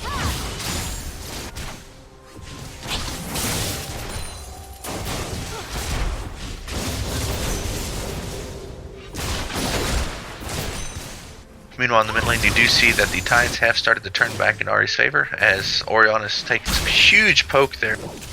And of course, Ahri hitting a good taunt there. She does get the ignite off, she does get the Q off, but the heal does come out. Had the heal not come out, that would definitely have been a kill in the first blade coming onto Ahri. So good play on Dave there to at least take off the heal.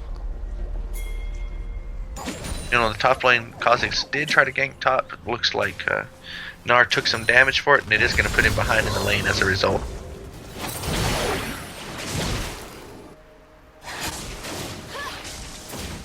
Well, on the bot lane, you do see that Graves is extremely low. Morgana has hardly any mana. They are going to quickly try to push this in and see if they can't pick up a good tower dive here.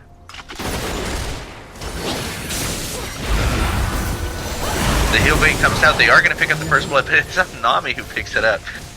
Way to go, Nami. You beast, you big terror. So a good dive coming in. Not really anything they can do at that point. And this is going to be some huge damage coming out on the tower. However, with the ward there, they are going to see Kha'Zix there and just back away. And it's just me, or do I say huge damage a lot? They had posture for the first coming out at 7 minutes, so this is going to be an extremely early dragon. And there's really not a whole lot that they can do about it. Kha'Zix might be able to come in, but he's walking away. So they're not going to have any idea that's actually going down. They won't have any timer.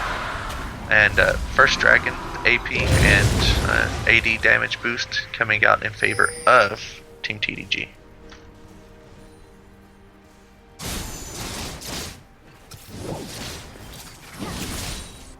I should say ginormous damage.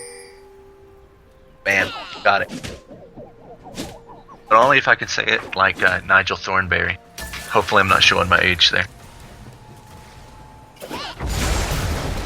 Some ginormous damage coming out from the northern top, and he is trying to get back, but it doesn't quite work out for him. He does take a huge amount of, a ginormous amount of damage there.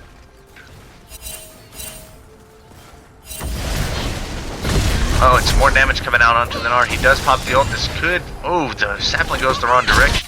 He is going to be able to get out. So the ultimate is down, but it does come at the cost of a lot of HP, and it's going to be a back against Gnar as well. But Gnar does have his TPF, so he should be able to come back fairly quick.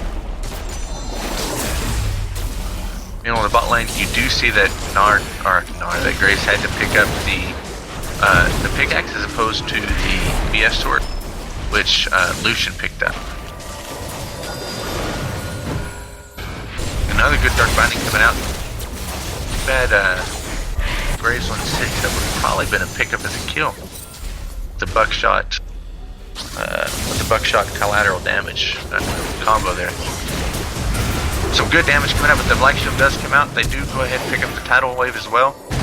So it does come at the cost of both ultimates, and they don't really pick up a kill. However, they can put some good damage here. Once again, the bottom lane being forced to back. At this point, you are seeing the lane definitely go in favor of Lucian, who is now, looks appear, 17 CS ahead. And Kha'Zix almost going down to the red button. That would have been embarrassing.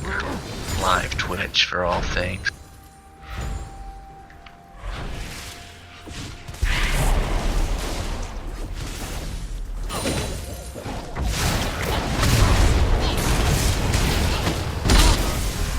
The damage still coming out. There's a good taunt coming out off of off of the flash and the ignite picks up to go out. Fine. He just stood right there in tower range. She said, I give no fucks. On the bot lane, the bottom tower has taken quite a bit of damage. They are going to be forced to back fairly soon to stay.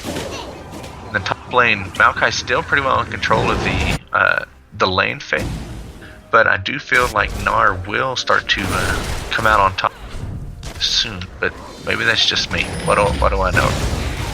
I'm just a support player.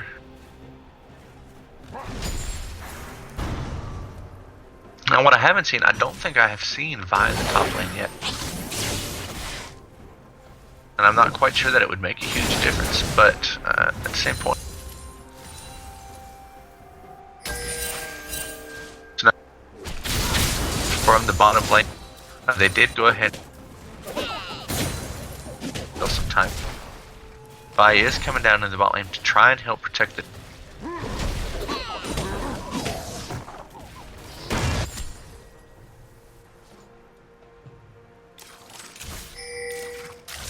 Otherwise, still a fairly consistent game between the two. Kha'Zix is mainly focusing on farming as opposed to a few of the ganks.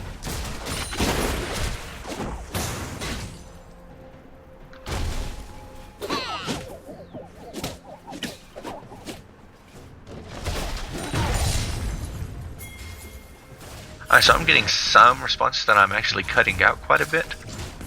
Is that happening for several people, or is it just the one individual?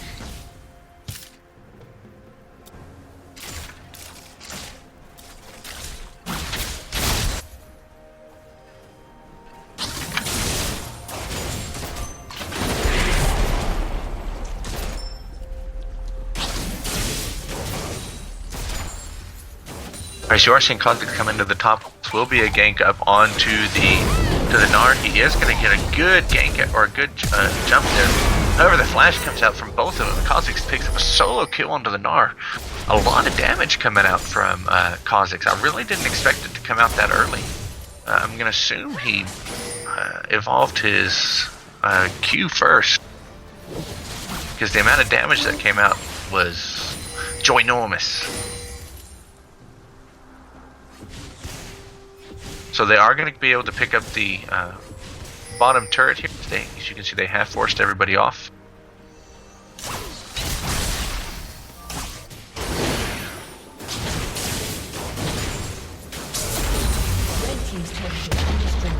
So first turret of the game going down in favor of Team TDG at the 12-minute mark here. Now this is a lot closer again than the first game we watched with TDG, in that at this point they were already about 5,000 gold ahead.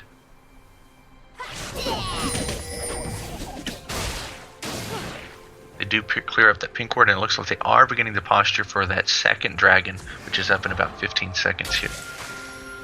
However, the rest does look like they will be ready this time to try and contest this. Despite not knowing what the time meter is on it, they do have a feeling that, hey, they're starting to gather up. They'll be here shortly. So good damage coming out because it does go down. There's a great engage from the bike to do that, and it looks like Morgana gets hit in with the tidal wave, really slowing her down, and they're able to pick up a 2-for-0 advantage in that team fight, and it will go ahead and lead them into the dragon as well, seeing as their jungler did go down. So that was a really good play on Vi to go ahead and start that engage there, go ahead and pick up that kill onto the jungler and stop pretty much any repercussions of trying to go for the second dragon here.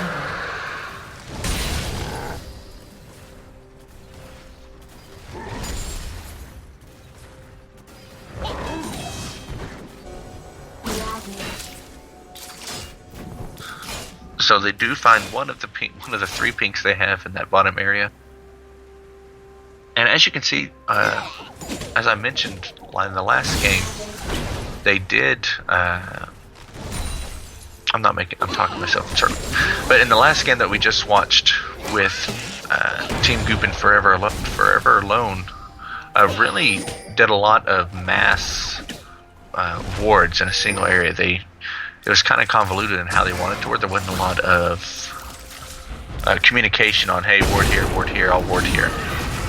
And still you can see a little bit of that coming out, as you can see, but 4 wards in a smaller area there. I do like the thought that the Team TDG has their spread out a little more crucial areas, covering buffs, covering river entrances, and their own jungle entrances as well.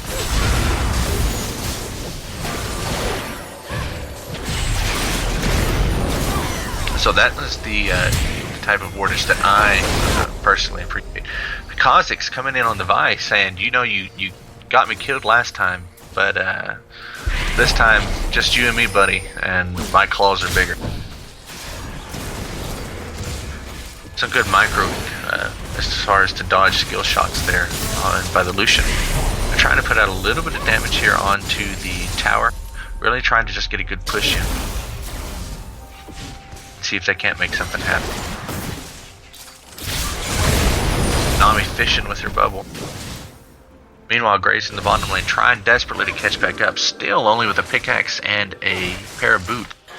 However, he's sitting on almost.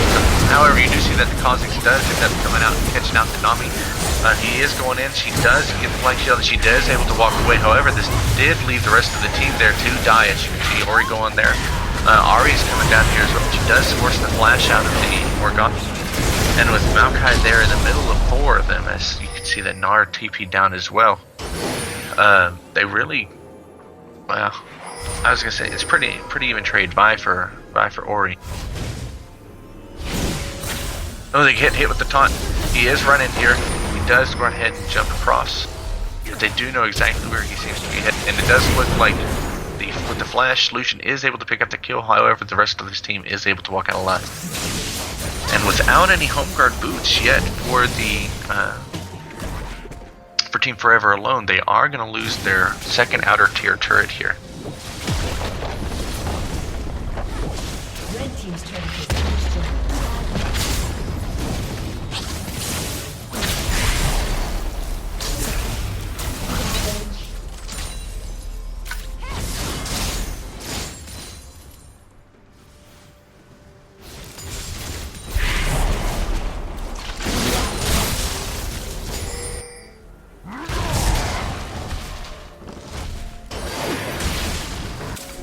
Sorry about that. So we do see that Nami and Lucian have directed their attention back into the top lane, which is probably better. As you can see that Gnar needs to get out a little bit to try and farm a little bit and catch back up.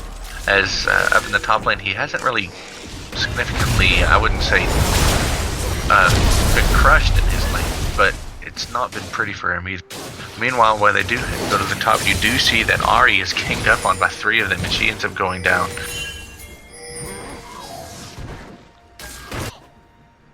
So in Kha'Zix coming into the top lane, all they need is a good snare from the Maokai, and they will be able to kill just because of the damage potential that Kha'Zix is currently offering. So knowing that Kha'Zix was alone, they were going to try and sandwich him.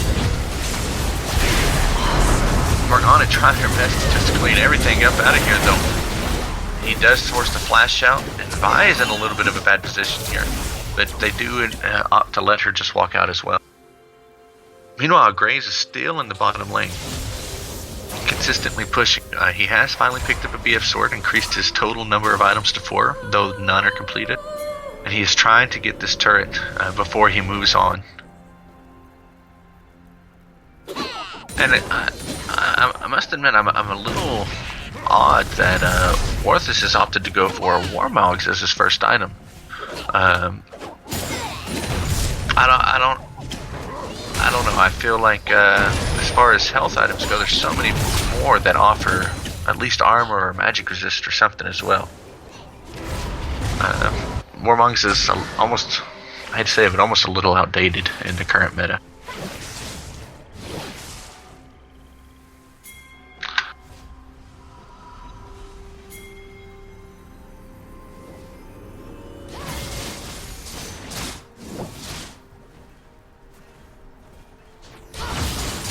So meanwhile, you did see that Maokai did back, so Nari is going to continue to push up into the top lane.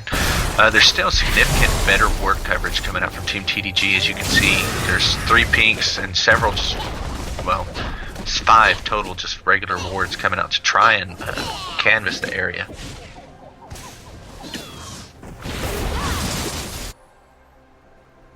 I don't know. I just continue to see cluster wards from or not enemy team. Forever Alone. Just used to seeing Blue as a friendly team. Sorry guys, not biased. And that's the third dragon easily being picked up.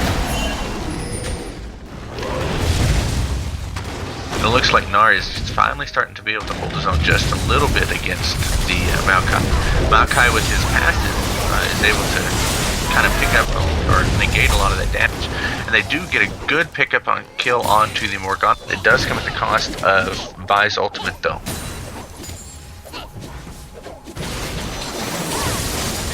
And with Morgana going down, knowing that Graves is bottom, they will continue to push up in the mid lane.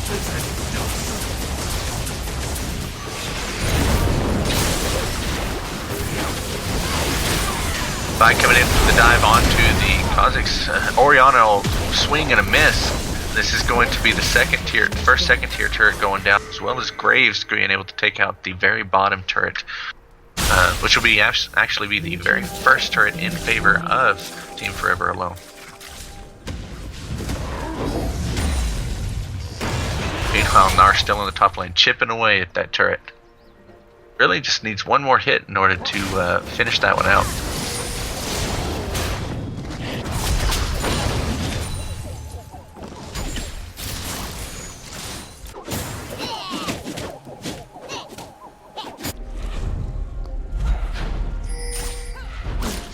So it appears that Forever Alone is coming with a little bit of ward clearing of their own, taking out all 4 of the pink wards that were actually in the bottom lane there, or in the bottom river.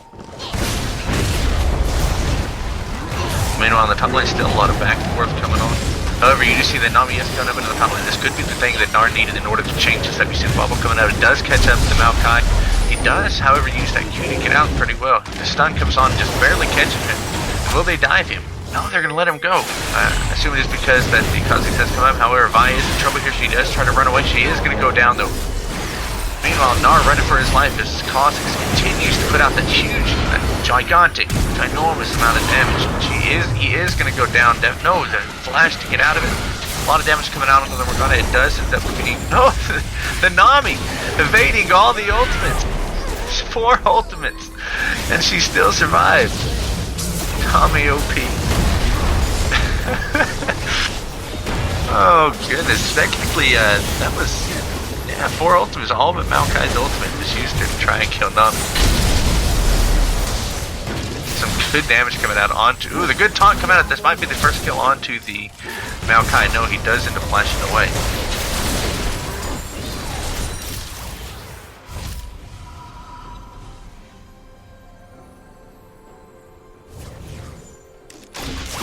I have to be honest, this has to be the absolute nicest Twitch chat I've ever seen in the existence of ever. It's like y'all are talking like proper Englishmen up in a, like a chapel or something. Oh, hello, good job. It's nice to see you today. Good to see you. Yeah, it's been too long. How long it's been? I don't know. No. But if you're smurfing in Diamond League, then you're a boss.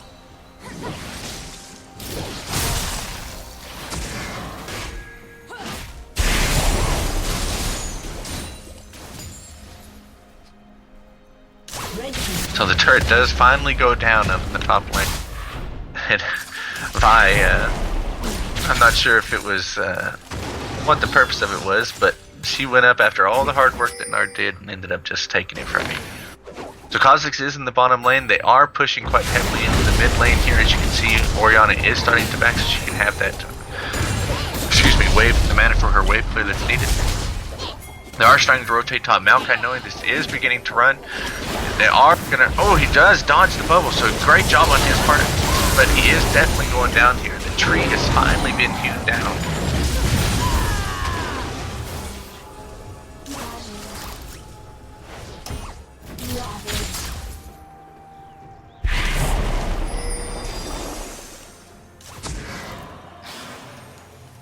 So they are kind of waiting here, trying to figure out what's going on.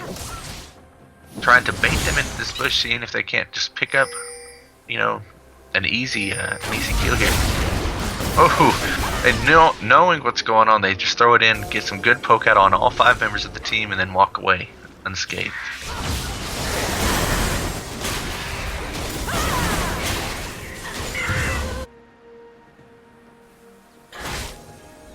So going back into the mid lane here.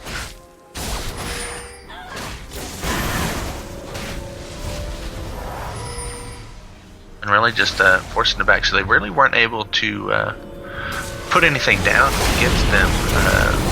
Basically, they weren't able to press anything here. Meanwhile, Vi is going down here. She's caught, and Kha'Zix, a menace, just destroying Vi. And I guess this is coming off the effects of knowing that his ganks wouldn't be as opportune as Vi's. He decided to farm early and really just try and advance himself that way. And I tell you, they're really profiting from it at the moment. So both teams do know that Dragon is coming up soon. As you can see, both teams are slowly starting to posture around that area.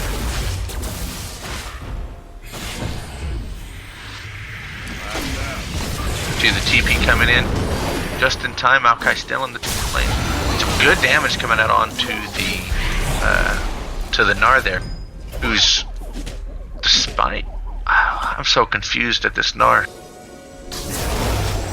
They have Ahri, Maokai, and a Morgana, and his first item, apart from Warmogs, is Thornmail. I'm so confused.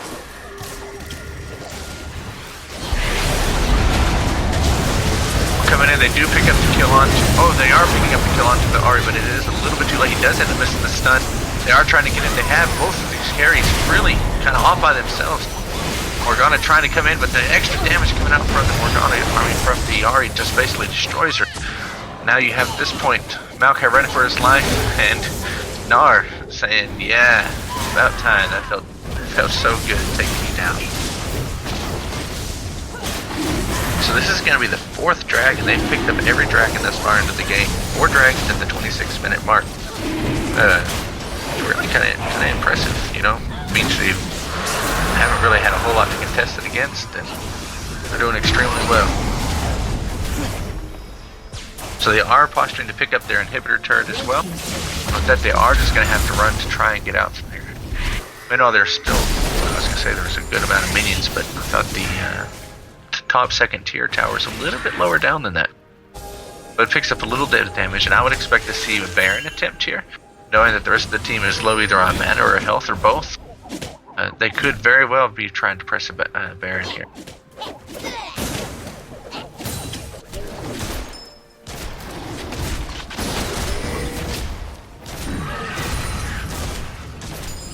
So the difference between Graves and Lucian is really starting to escalate here. As you can see that Graves only has an IE finished with his boots as well, and Lucian's already working on his 3rd item, which is I assume going to be a Last Whisper. Has both the IE and the PD, the Phantom Dancer down. So he's really starting to come in pretty hard and heavy, putting out some good damage by coming in from behind. Nami really just whiffing that tidal wave, just coming short of picking up the extra bit of damage onto the Morgana and slowing her. So with that being said, Gnar is continuing to push top. This will be probably another 2nd tier turret, as you can see that only Kha'Zix is coming up versus the full might of Team TDG.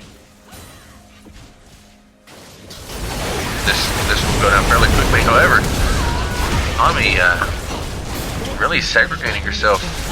It's a little unfortunate on her part, since she just stuck with the team. There wouldn't have been anything Kha'Zix could do. But as a result of her posturing herself away from the team, that was an easy pickup for the Graves and Kha'Zix. So this will be tit for tat. Looks like Maokai will end up picking up the bottom tower. Does he have TP? He does have TP, but he better hurry and back, otherwise he might get sandwiched on quickly.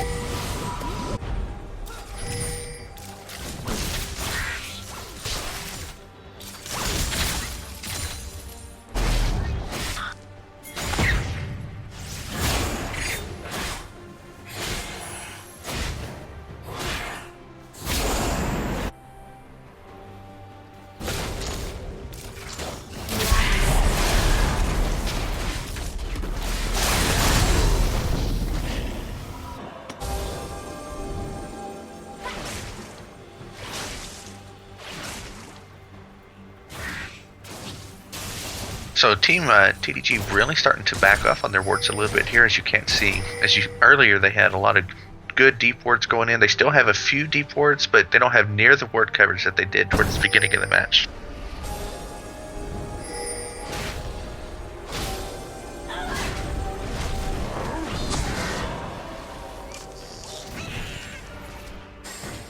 The old Baron at the sapling, or sapling at the Baron, so Baron will attack the enemy trick, huh?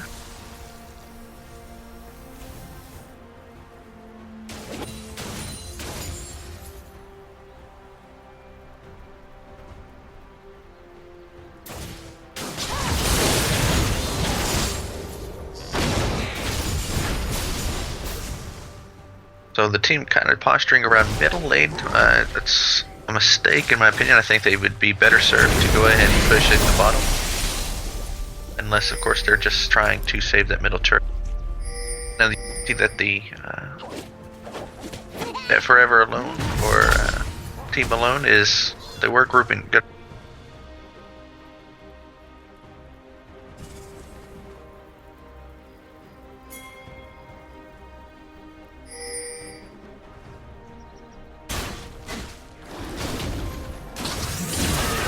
Some huge damage on that Lucian there to finish that red. He Qs it and double strikes it for over half its health. As you can see, he has finally finished his last Whisper. He doesn't have any enhancement on his food chat. It's just a huge ordeal, but I don't know. I really like to get my enhancements early. One of my first items I buy.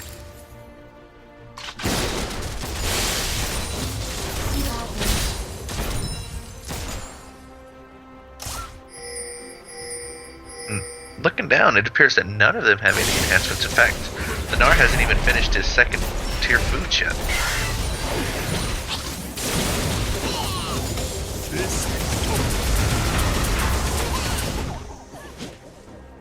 So you see the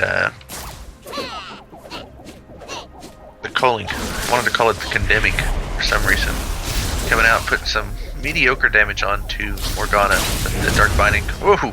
The flash and the run, or the dash, saves Lucian's life. Otherwise, he would have had some huge damage coming in. And then Gnar continuing to miss his ultimates. Maokai coming into the back lane, really putting in some huge damage there. Forcing the rest of the team to just leave Gnar out to dry, poor guy. Might get a little excessive there. And now with the enemy...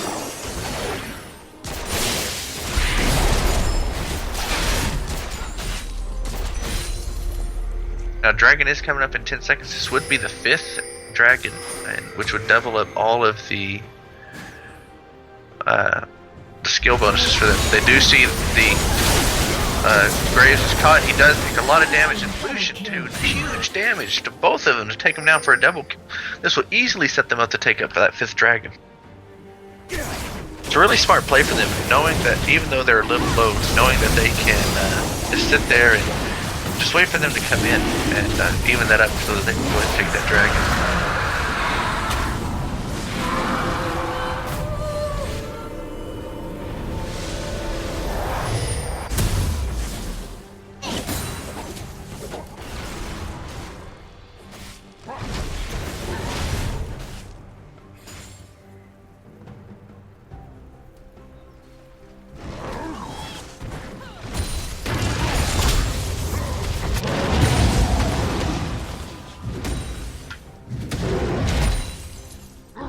Alright, so it appears that we have quite a bit of non-good sportsmanship coming out in the Twitch chat. I'd really hate to have to revoke chat privileges from a lot of you guys. So can we just clean it up? I'd appreciate it.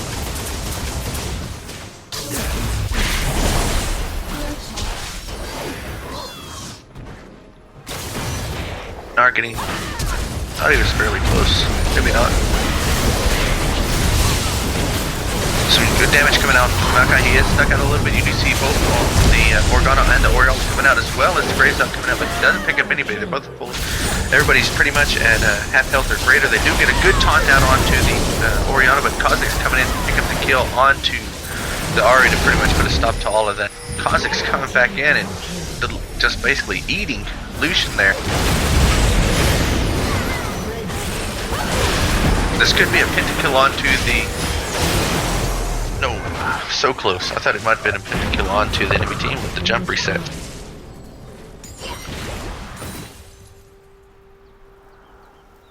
Now that they have finally gotten their first inhibitor, they do have a decent wave pushing in on the top. Only Morgana's going to be coming up.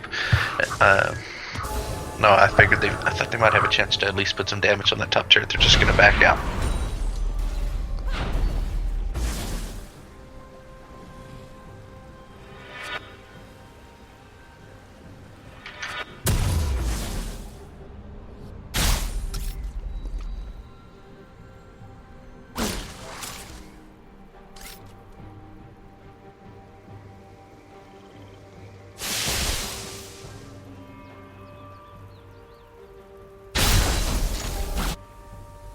So at this point, really not a lot going on, just a lot of back and forth. You do see a decent fight coming in with Kha'Zix coming up and picking up a few kills. Really and truly, at this point, he's kind of the only one doing anything. As you can see, Maokai is 0, 4, and 3. He gets into that back line, but really they don't have the ability to do anything onto it. You see Kha'Zix coming in onto the Ahri and basically Qs her for half of her health.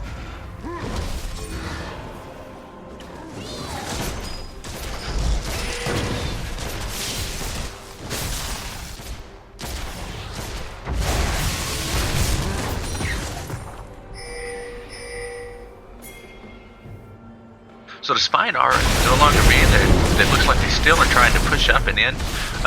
Maokai and Kha'Zix are trying to take Baron for themselves, it appeared.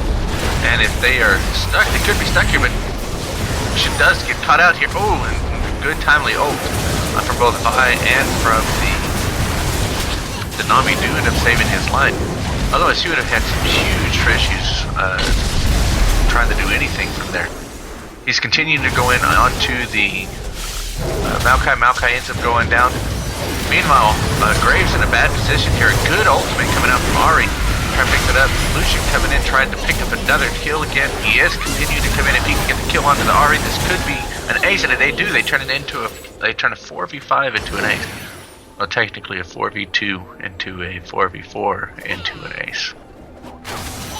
Now, with their ability to push in, all they have to do is focus the towers. You got 7 seconds, maybe 5-4 on Kha'Zix. It's really going to be completely and totally up to him to do anything at this point. And try he will.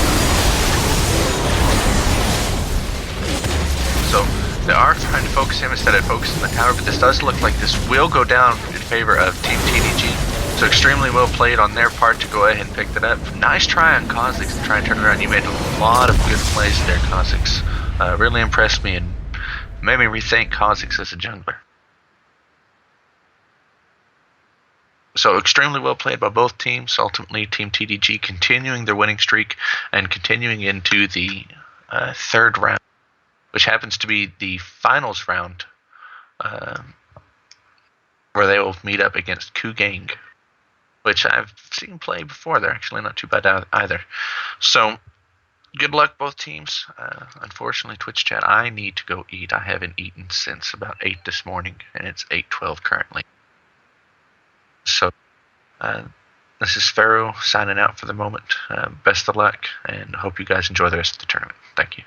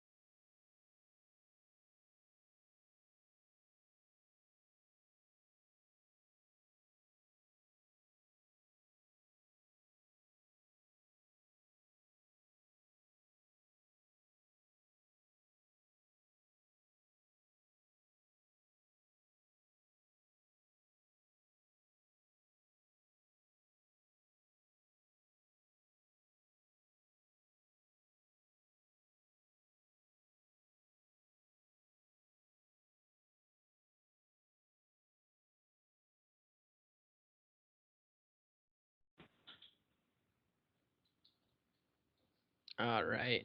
I think we got everything all kinked out, all the fun stuff worked out. And we're all ready to set and do this semifinal of the Not So Stat Gaming Semi-Pro Valentine's Day Tournament here on lovely February the 14th. I have not seen any talk about it, but I'm sure Dark would love some of you to be his Valentine, as he'll cuddle with just about anyone. You've seen the dog. With that being said, here we go. Able to get into a load screen now.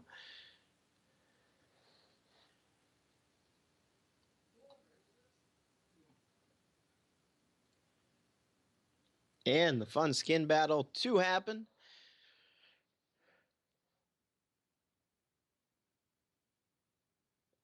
Girlfriend approved. The dog. Was it your idea or the dog's idea?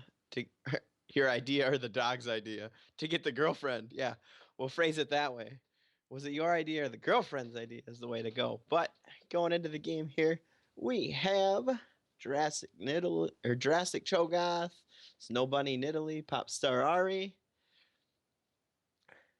Victorious Morgana, Charred Maokai. My favorite skin here would be the Dragon Trainer Lulu, simply because I am a How You Train Your Dragon fan. Pretty fun movie. Sasquatch face. Look out at the Sasquatch face. Alright, loading into game here. We have fun times. What's going on?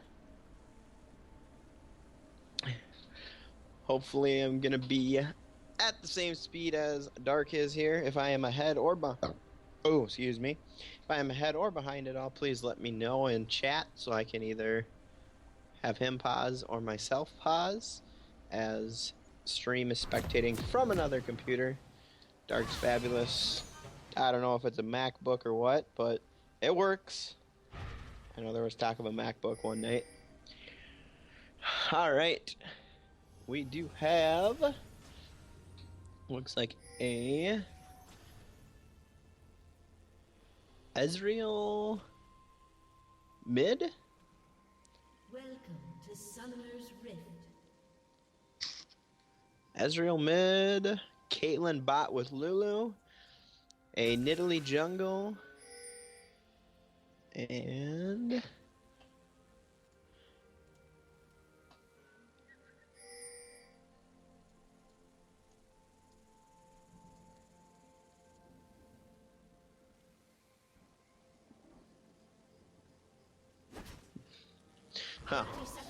I guess Dark's reclining with the puppy in his lap, watching it on a 40-inch TV because he is just that awesome.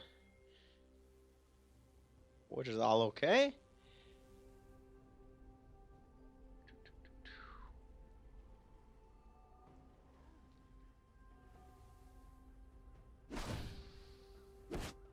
Pretty standard early game going on here. Minions have spawned.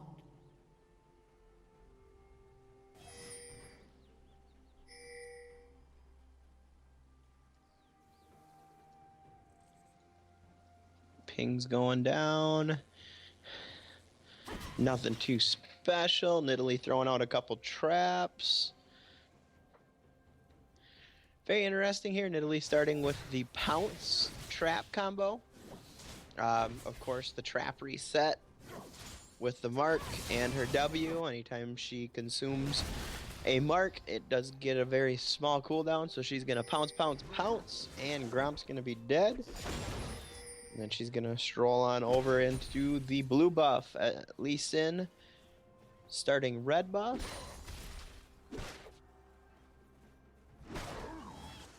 And then he'll be moving over to his blue side of the jungle. Both junglers looking to go top lane at about that 315, 320 mark when they're expected. Ezreal eeing onto the Ahri. Ignite's going down. Is he going to pick it up?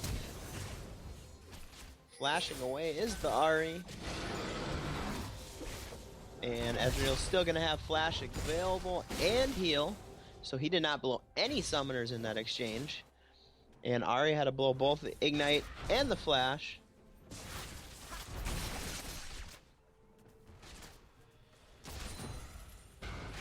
Good binding coming from Morgana, shielded by Lulu with the damage from the pool there. Cho'Gath and Maokai having the big tank sustained battle up top. Not going to be too much action until the jungles get up there, I don't think. Unless one of them makes a play, dives the tower, gets a little out of position. Good dodge there by Maokai. Looking to pop the Cho under the tower. There's the tower shot and the flash away from Cho. Lee Sin here looking to make something happen in that tri-bush. He is going to be going in for the gank up top as we got some action down on the bottom. Maokai in a lot of trouble in this top lane. Lee Sin's just going to flash in, take the kill. Thank you very much. And I will take that 400 gold.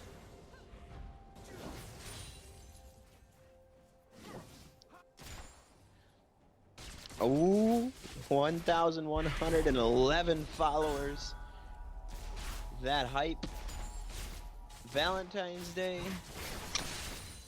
I don't know if that had anything to do with it. Maybe there's some couples out there watching, getting their significant other to follow us here. I mean, it's as good as going out and seeing a movie. Except, we get some hype going, some excitement going. You can win some stuff. And, of course, you get to see the cute puppy every now and then. Alright, in this bot lane, Caitlyn to Graves. Graves is out farming by about 10 creeps. I mean, the wave's going to go back and forth a little bit, but it's pretty good down there. Cho'Gath and Maokai up top, pretty similar farm as well. And Morgana and Lulu both with one apiece. In the jungle, Lee Sin and Italy very close, but in that mid lane, Ezreal's got about a 10 lead over the Ahri. Cho'Gath getting Maokai very low in the top lane. I don't know if Maokai took some tower shots or what exactly happened there.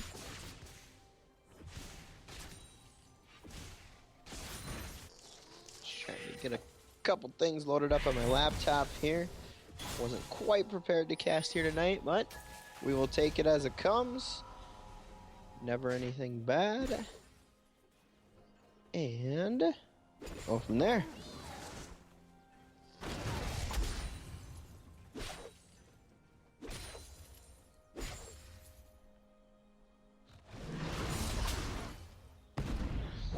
Cho and Mao kind of just battling back and forth in this top lane. Neither one of them really getting an advantage.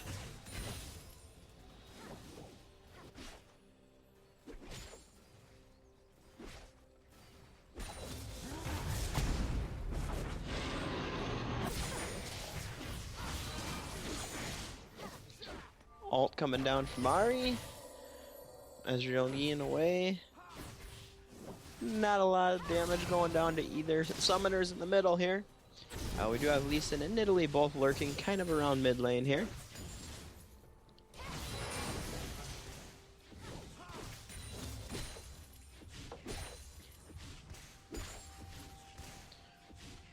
Cho'Gath taking some unnecessary tower shots in the top lane there. I know I've done that once or twice. It's always something that happens and you're like, crap, this is gonna happen. Not calculated at all, but you take them as it comes. Towers need to get fed too. Graves extending his lead in that bot lane to about 15 creeps onto the Caitlyn. We'll see if that gets out of hand for Team TDG. Or if they're able to handle it with possibly getting Caitlyn a kill or two with some ganks. Right now, Graves being that top tier ADC, he is definitely showing it here.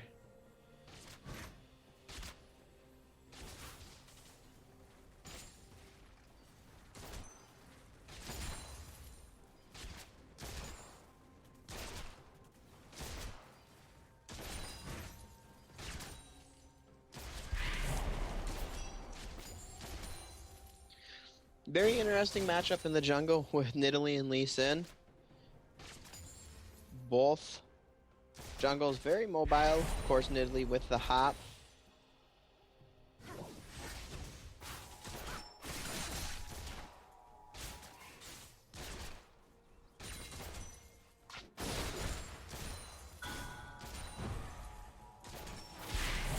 And Lee Sin, of course, with the Qs, the Ws, so on and so forth.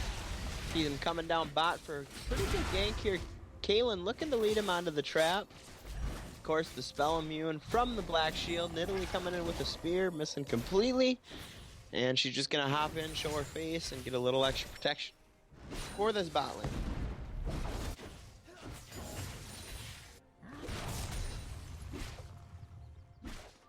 Top lane, Cho'Gath starting to extend out a lead.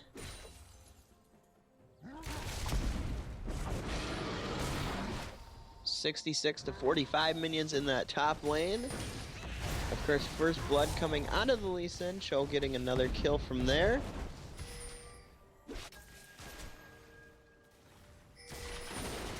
And Maokai in that top lane a little bit behind.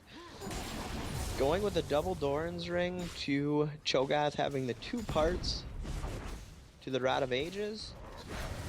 He is going to have a lot more sustain with that. Nidalee picking up the red buff here, invading the jungle, or no, Ahri invading the jungle on the Nidalee. Sorry, get a little confused there with the 2 teams. Ultimate coming out from Caitlyn onto Graves. Good damage coming across. Morgana stepping in front of that bullet to take the ace in the hole. No damage, no foul. Graves going to continue to farm. Blue buff going over to the Ahri. Ezreal hoping to steal it with the ult, but doesn't have a chance to get it there in time. Something pretty popular, I guess, mid lane. Ezreal's, and I guess I've seen Lux with her laser sometimes try stealing the blue buffs.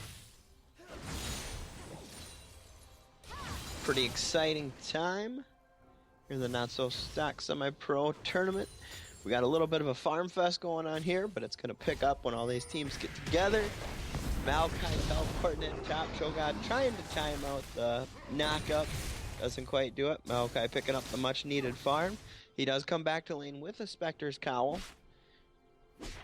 He's looking to maybe get into Malphite, probably. I think of what he would be going with that. Couple different options. I guess could be going Banshee's Veil. Blue team coming out with the dragon here. Nidalee nowhere near. Lee Sin's gonna pick that up. They're gonna run away. And Nidalee's gonna be left with the Scuttlebug in the river there.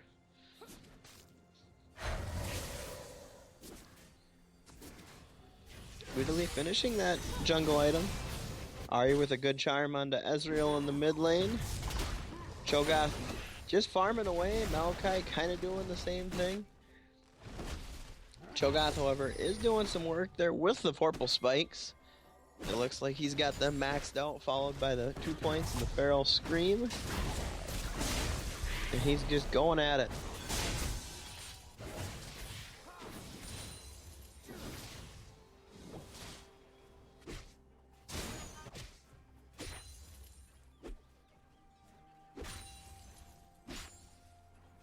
Of course, Cho'Gath with that passive able to heal up pretty quick, as long as the minion waves keep coming.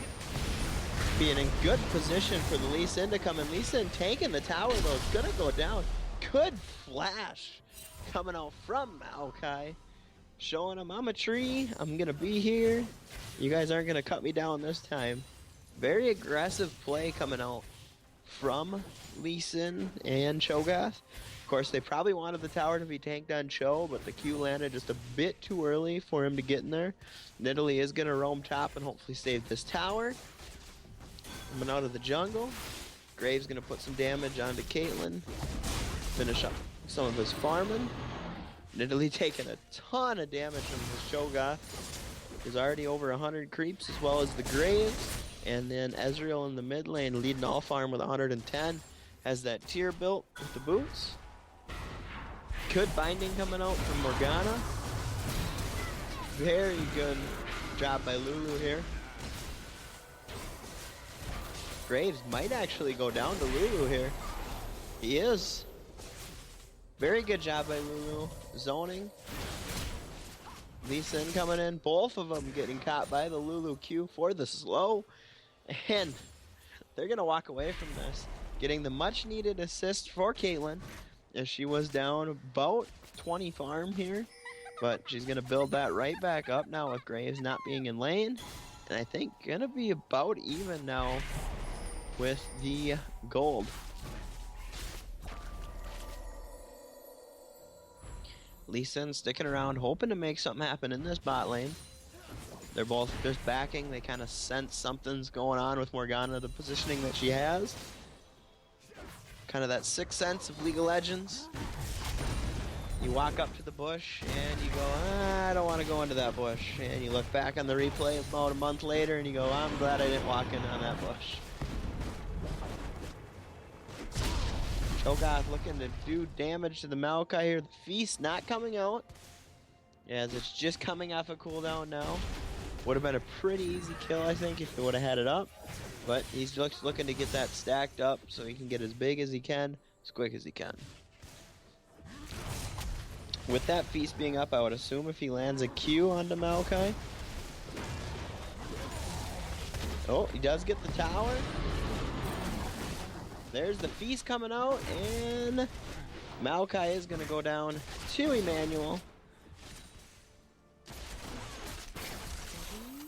Caitlyn coming out. All the shots going out at Graves. He's going to escape with his life and just keep on farming. Morgana waiting in the bush. Very, very good combo from Morgana and Graves there. Caitlyn had no idea Morgana was in the bush. Landed the Q.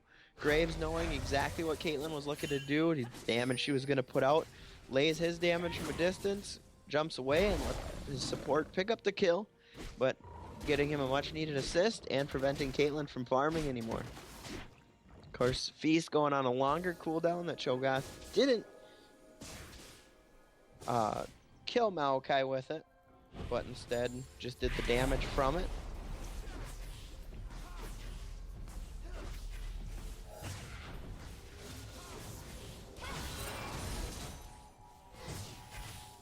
Morgana taking some poke from Ezreal in the mid lane. Graves up to about a 30 minion lead on Caitlyn now, as she was forced from lane after he got to pick up a bunch of farm. He is right on par where he should be at. Ezreal and Cho'Gath right in there as well. Lee Sin, with all the time he's spent ganking and everything else, he is about 25 farm behind the Nidalee. That comes out to roughly, I guess with the kill he has, not too much, about 200 gold. So nothing crazy, but with that kill being first blood, it is going to be something we see a problem in the past. Ahri coming out, trying to get the damage onto Ezreal. He has the power to E away, and she might going to take this mid tower. Yep, Lee Sin there helping out. Cho'Gath being a nemesis up top to Maokai. Maokai doing everything he can to try keeping him off of this next tower. Cho'Gath just nom-nomming away on the minions. Up to about 160 for him now.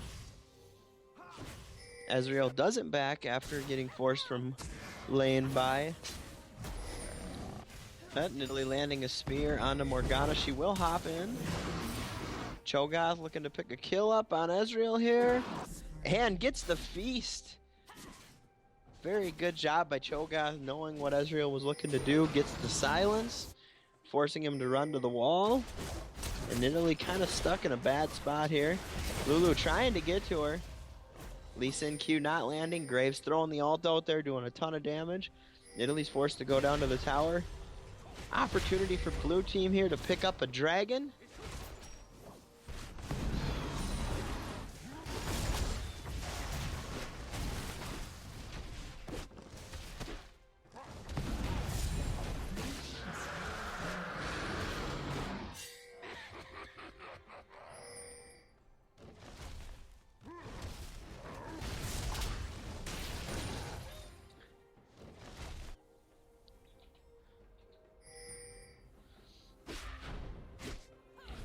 I guess, Navi, what is your question there? So you in Twitch chat, do I have to be on TS to be in these tournaments? I'm wondering, TeamSpeak?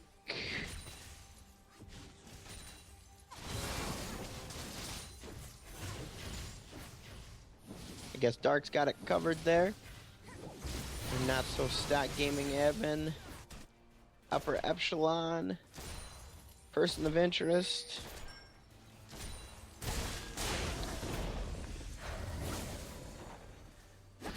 Cho'Gath in that top lane. Man, he's up to 180 farm. He's got about 2,400 gold lead on the Maokai.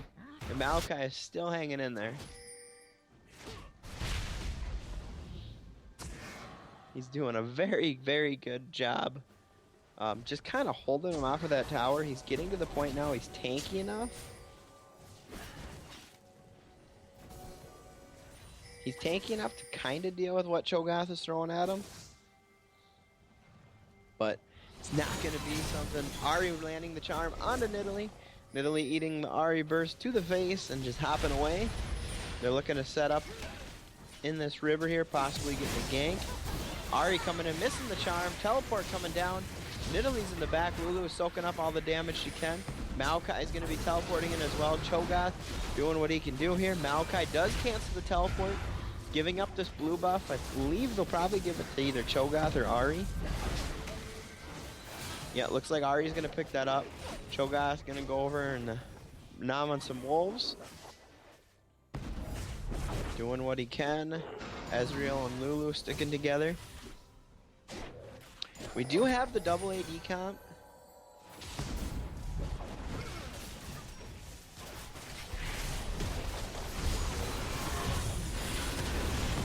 Turret going down in mid. Good ult from Ezreal, doing what he can with it, but just too much damage coming across too quick. And that tower's gonna go down up to about 5k gold lead. Not nothing too serious, but it's definitely something to be concerned about.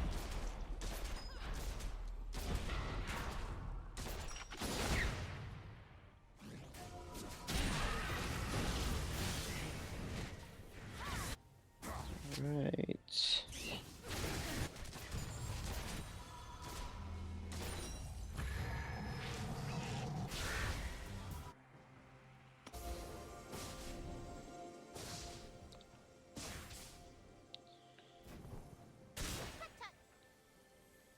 So it looks like we've been following Team TDG all night. I've been kind of in and out, tuning in, tuning out, all that fun stuff, but with them in this position, does anyone think that they're going to come back here in Twitch chat?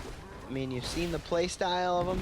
They're good in teams. Maokai looking to put the hurt down on Cho'Gath. Cho'Gath going down to Maokai, getting the shutdown, bringing that gold back to about a 2k difference. So, pretty good. Pretty good job of Maokai there. Doing everything he possibly could to eliminate that Cho'Gath. Cho'Gath, of course, losing those stacks. That is something that hurts a little bit. Used to hurt a lot more until they switched the cooldown, where if it does kill somebody, the ult goes on a quicker cooldown.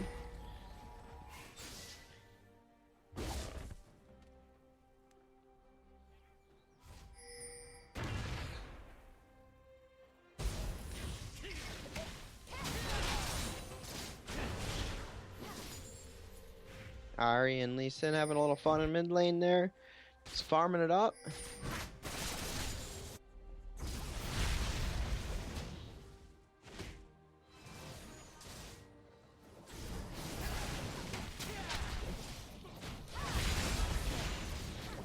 Ahri's gonna pick up the blue buff here. In that mid lane. Her and Ezreal, about 200 gold separates them. Biggest change is probably in that bot lane where Graves has about an 1800 gold lead on the Caitlyn. And that's a pretty manageable, lead there. He's going to go right in on Kate. Kate's going to net away, shoot him in the face with the Piltover. He's going to go, well, I'm a tanky ADC. I'm going to do what I can. Graves going up. Does not have vision on Nidalee. She's going to land the spear, and he's going to back away.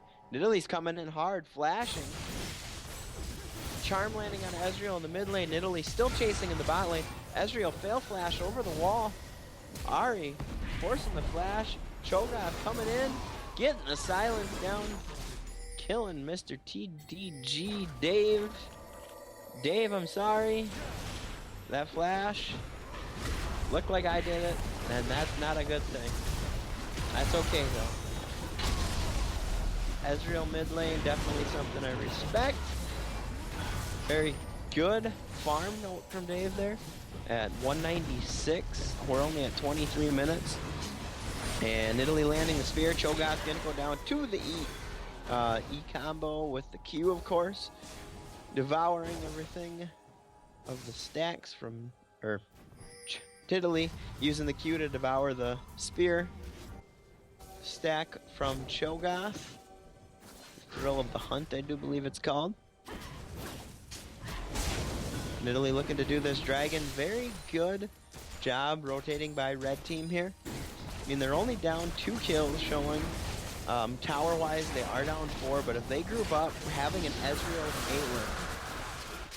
Graves, good dodge. Caitlyn, a better one coming out. Dodging the Graves out, Italy throwing the spear, getting the kill. And they're going to get Dragon, Scuttlebug, a kill onto Graves. And this gold lead is going to be down to about 4k after that. And we do have a pause coming out.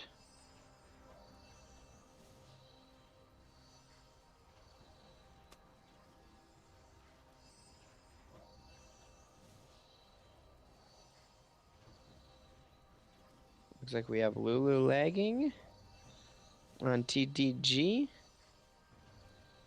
She'll be coming back shortly, I'm sure, if she does DC.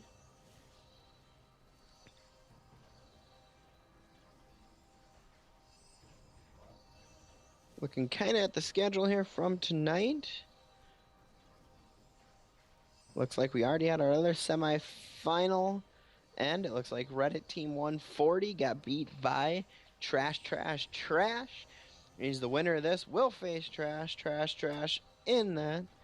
Looks like they beat the Throw Boys, Viv Horizon, and Reddit Team 140 being that semi-final game. Looks like we're all set to go here. Looks like down in the secondary we have Dig That Elo and Throw Boys going at it in one of the semifinals. And it looks like Team Goosh is waiting on their match there, as they are already in the finals, just waiting their return there. With that, we have a very good game resumed here now. Lulu stopped the lagging, and we are all set underway. Back to this game. That has been kind of a farm fest, but still a lot of action goes down when it happens. You never know what's going to happen. I mean, we got a lot of damage potential on both sides. And of course, Maokai and Cho'Gath. Maokai bringing out that Warmog's armor and the Spirit Visage to go along with a couple Doran rings. Cho'Gath coming out with that Nashor's Tooth, Rod of the Ages. He's got the Spectre's Call probably building into, looks like it's going to be that Spirit Visage as well. Lee Sin going hard. Can the Caitlyn already turning it up a notch, going even harder with that last ultimate stack. This blue buff going to get fought over a little bit. Blue team coming in and taking it out. Nidalee throwing a spear. Lee Sin doing the Matrix walk, letting it go right in front of his face. We're going to continue on with this. Red team pushing, or blue team pushing bot, red team rotating over. Maokai going over to handle the Cho'Gath, pushing that mid lane under the bat tower. Well, I guess the tower's already gone. He's going down at the inhib. Looks like we're going to need some help for this Maokai on the Cho'Gath. They're rotating over to try and pick him up here. Blue team leaving that bottom tower. I'm very surprised that tier 2 bot, they just left it. Cho'Gath being a man as much as he can, taking out the Lulu. Going down. Nidalee spear. Ezreal playing a danger game, kind of coming in the backside, poking at Graves. Trying to juke, time the Ahri charm, there it comes out. He's gonna E away, skill shots coming in, all of them being just short.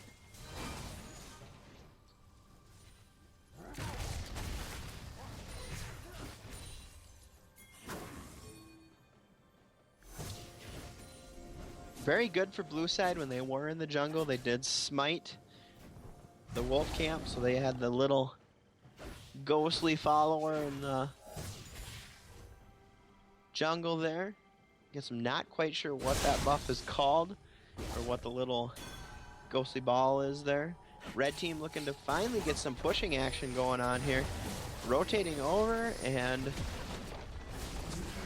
there's some pings going down onto the ward there from blue side. I'm not sure if they're saying, hey, we can go in and do this as far as the inhibitor wise, or if they have a teleport up maybe. Red team looks like Nidalee, Lulu, and Ezreal heading back. Ahri once again.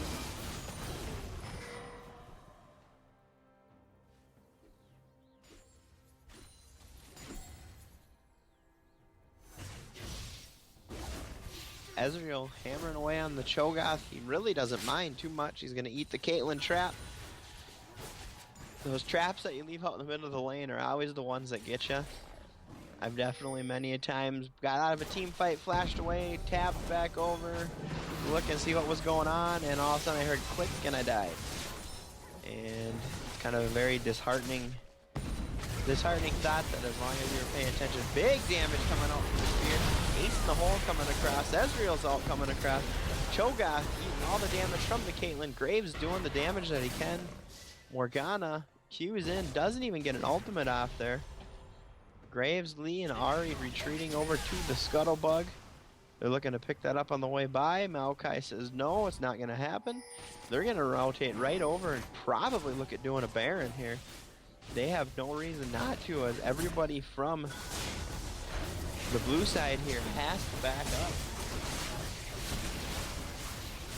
Hey, looks like we got flashy dashes going on. Mr. Tommy joining us in chat. Tommy with that. I don't know what the plan is here for the next game, but I would love for you to come in and join me. As Dark is pretty silent on his end. He likes to make a clicking sound every now and then. Maybe a few chirps. But other than that, he sits back and enjoys that.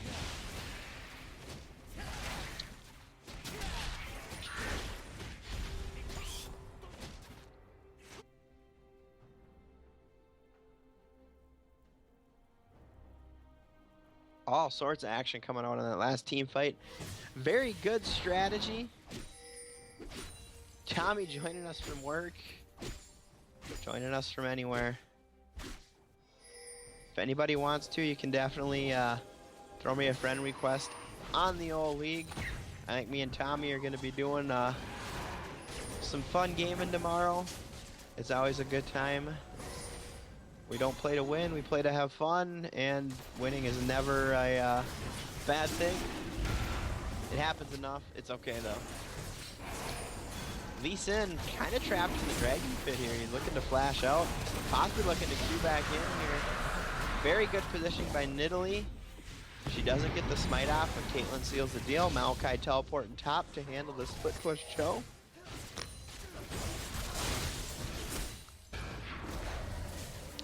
Tournament code for these games, I do not believe so. Dark would have to correct me on that. If I am wrong, I do believe he sends in a master list of players, and whatever players he sends in, which would be the ones that are on the roster that you submit in by email.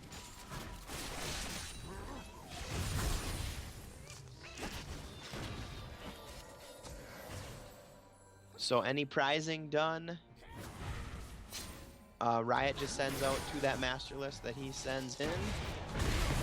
Red team looking to push down this mid tower with Ezreal and Caitlyn. Towers are just melting. Team TEG definitely had the disadvantage early, but once they brought Caitlyn and Ezreal together, this Cho'Gath, as tanky as he is, they're just kind of eating through what he has.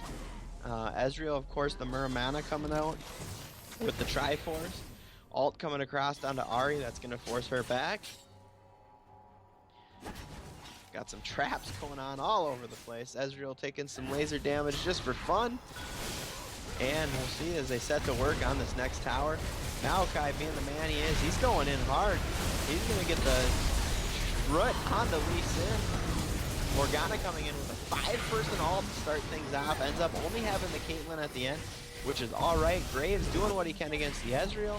Double kill coming across for Cho'Gath. Ari with the charm onto Caitlyn. She's going to clean this up, I do believe. Cho'Gath flash, Feral Scream to try saving. But it's something that's just crazy. Caitlyn looking like it kills Caitlyn there. Pretty entertaining. Glitch in the game there.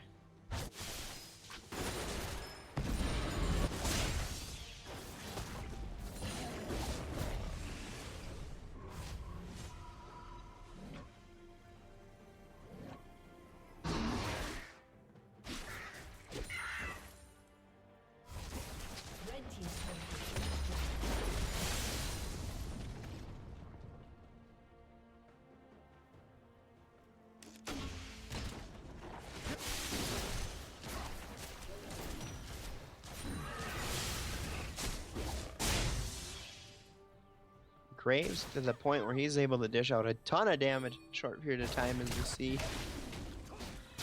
Onto the red buff there. He's going to go through, take the Scuttle Crab. Lee Sin picking up the red buff. Morgana K bot a little bit of a shove.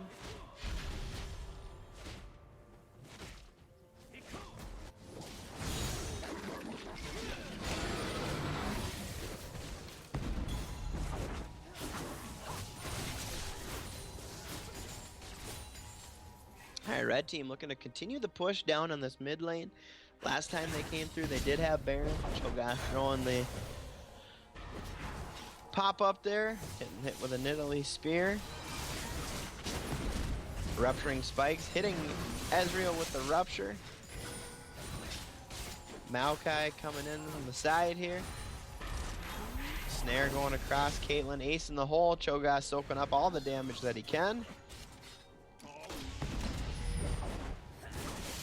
It's something very different playing from ranked teams or playing with a group of 5 people that play together. That you see as Maokai going in, trying to be a man, soaking up a ton of damage, having to flash out. Morgana ulting, having to walk away from this one. She is going to get the snare onto Maokai. Beautiful spear coming in from the Nidalee. AP Nidalee from the jungle, jumps into a buckshot. Graves going hunting in the jungle there. That's going to turn out to be a 2 kills for 1 in favor of blue side. It's something that red kind of pushed down. TTG kind of pushed down mid lane. Didn't have any issue taking the 2 towers. Got to the inhibitor, and blue side has just said you're going to stop. Kugang there. Very, very good. Keeping that inhibitor up. It's something very tough to do once you lose a tower, but with the positioning around the inhibitor there, Graves with very good positioning, fishing out the damage, not letting the Nidalee, Ezreal, Caitlyn get the damage in on him, and taking the picks that he can. We do have Dragon coming up in 1 minute, 50 seconds on the Baron. It is going to be kind of a battle of wits there as what one each team wants to go for. If one chooses one and one chooses the other,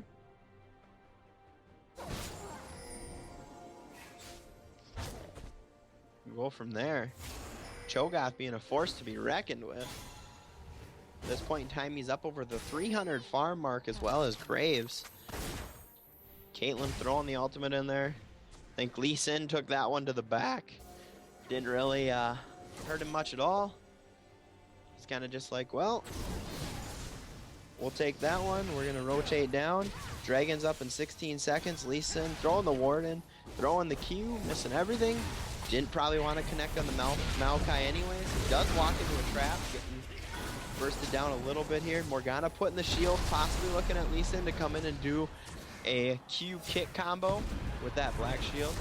Very good Rupture, but a heal coming out and just eating through the Cho'Gath is the Caitlyn and Ezreal. Spear coming across, shutting down Cho'Gath. 952 is the Cho'Gath. He just virtually owned that top lane. Red team coming across. They're going to go right for this Baron as well. Ari going bot lane. looking to pick up all that farm. And red team's going to start Baron right up. Morgana backing. They're going to give this one up. Red team did all the work with the Baron in their first round of it. We'll see if this second time around get that mid inhibitor down.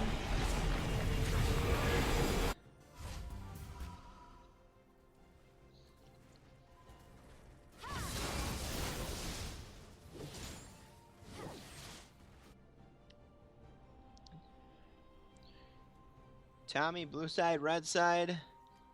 Let's see it, chat. Hashtag blue side, hashtag red side. Who do you think's gonna win? Eventually, I'm hoping to get some type of add-on where we can count them up.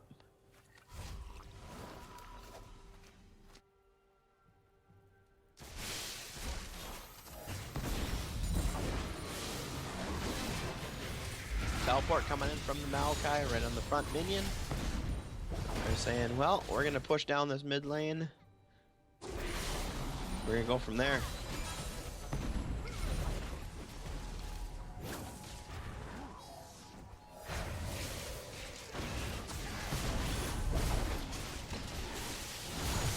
Inhibitor's gonna go down here. We'll see if they continue this mid push, trying to get to the Nexus towers with the super minions, or they're gonna rotate. Looks like they're gonna rotate top. They have a huge wave of minions coming in that top lane. Somebody, I'm guessing, pinging that out. Blue side, Tommy is always wrong. In response to this one, Tommy.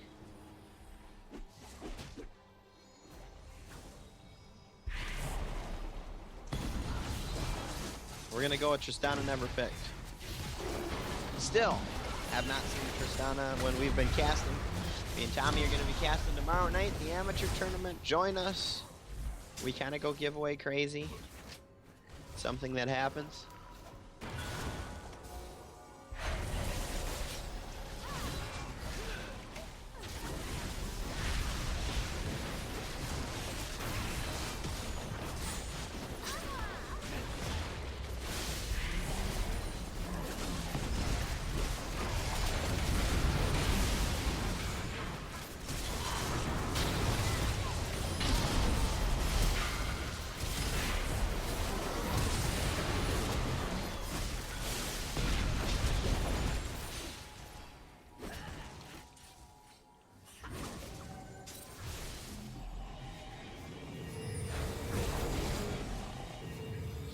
I do believe it looks like Throw Boys are looking to FF out of a tournament game, which I guess I don't know there. They're looking for 3rd to 4th place.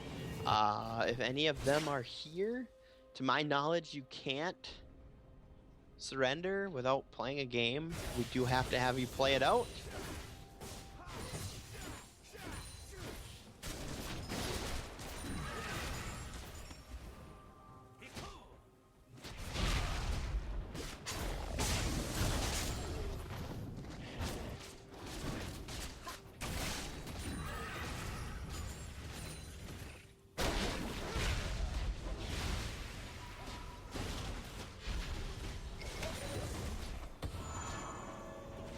Alright, there's confirmation.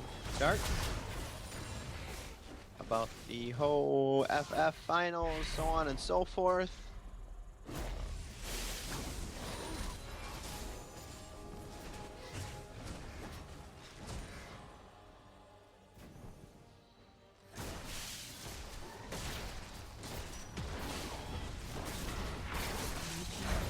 Red team pushing this hot lane now. Sorry, there's Twitch chat was kind of getting me distracted. Exciting times here at the Valentine's Day Semi-Pro Tournament. Glad you're spending it with us. We're pretty excited. We got 1,111 views, or followers, I should say. Views. 64,000 views, meaning everybody's tuning in. Maokai just tanking down this bottom tower. All 4 other members of TGT. Beautiful kick by Lee Sin into 2 other players. And they're going to take down this inhibitor as well into a 3 inhibitor push.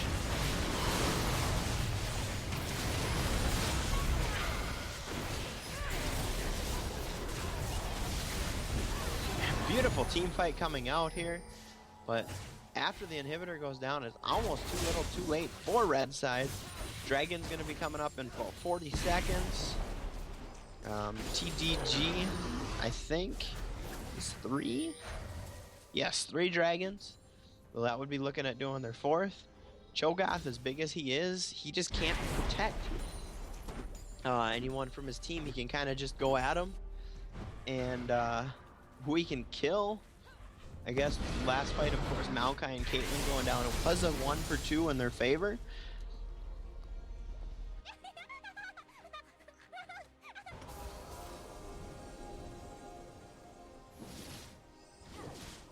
But also that inhibitor going down, a lot of focus, of course, onto there from the damage of TDG, who kind of have Kugang on their back heels. There is only a 3k gold difference in them, but just the team fighting aspect of TGG is just kind of too strong for him.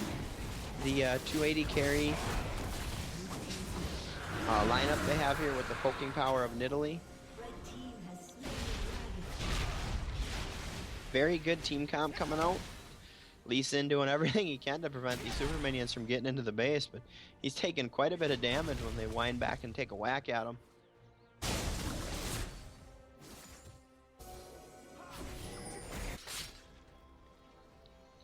And 45 seconds on Baron.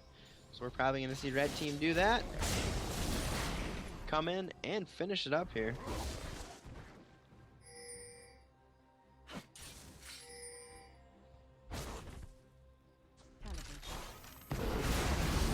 Ultimate coming across onto Cho'Gath, just scratches him. But all the other damage coming out, of course. Ezreal with the Blade of the Ruin King.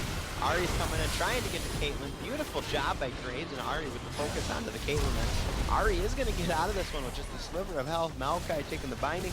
Does get the roots onto Graves. Cho'Gath trying to burst down as much as he can with the damage, and it just doesn't happen. Maokai, man, he just stood in there like a boss and took it to the face. Nidalee doing what she can here. She is, I think, gonna go down. Nope, Maokai comes over, says, "You don't hurt my kitty cat." And they're gonna take this Nexus down. And that is gonna be game from TDG. We've been following them since round 1. Hope everything goes well with them. Fun time of hearing the door of the apartment. You never know who it is, which is all right.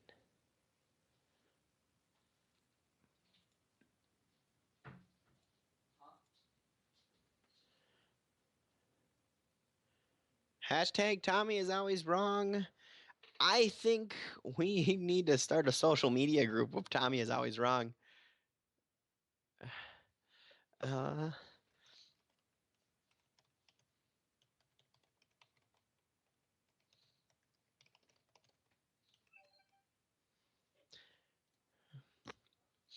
All right, looking at that post game here, I mean, really not too much to be said about top lane. Cho'Gath kind of pushed the Maokai's face in, but that being kind of taken into consideration, Maokai came back, almost had 300 farm, and he just said, "Hey, I'm gonna go tank for my team, and you know, we're gonna go with that."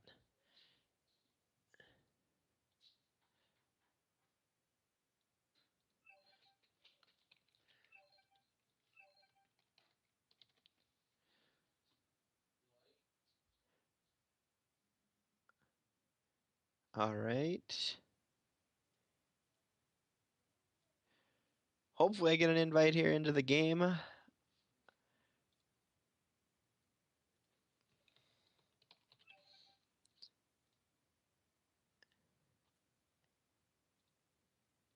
And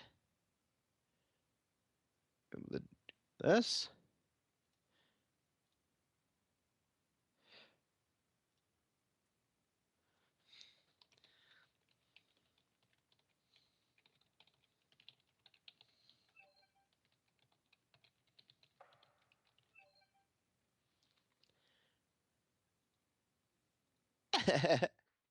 Tommy's gonna make a Facebook and Twitter. of hashtag Tommy is always wrong. I like this idea. I think we need to like start a group following for Tommy here. Of course, head on over, hit the Noxo Stock Gaming Facebook group.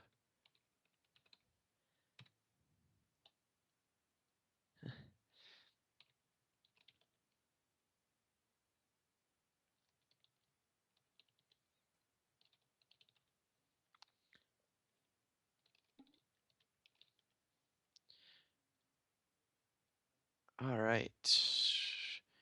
Joining the game, getting where I need to be. All right. The Battle of the Diamond and the Plats.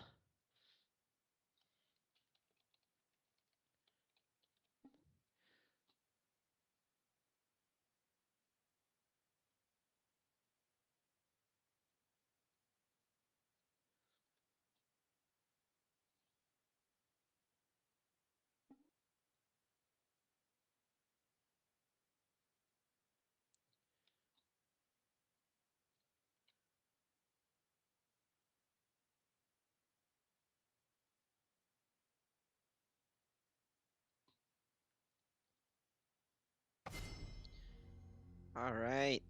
Into Champion Select. Once everybody gets connecting everything else, we're going to see a fabulous game, I'm sure, from Team Trash, and Team Dank Gaming.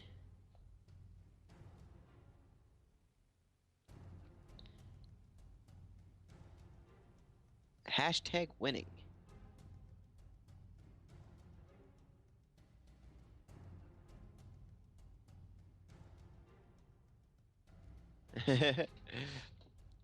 Tommy, of course, referring to tomorrow on stream.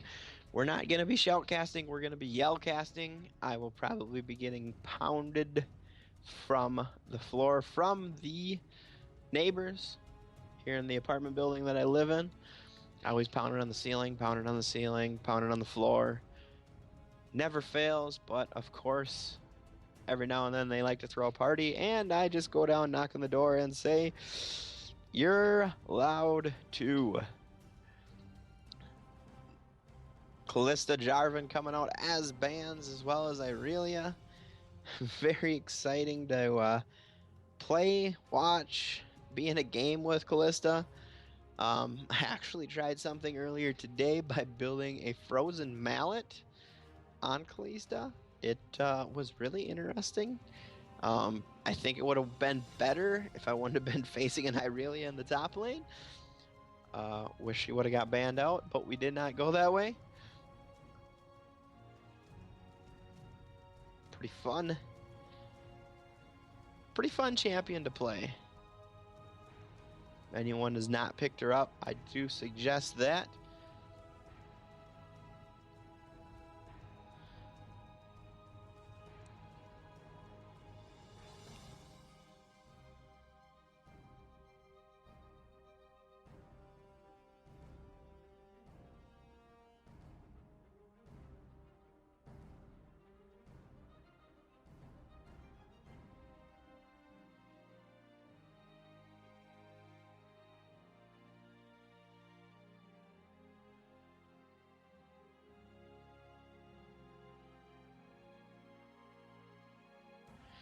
All right, Jana, Lissandra, Vi being the last three vans. We have that Nidalee being picked up by Team Trash, and TDG showing that Morgana picked for the support.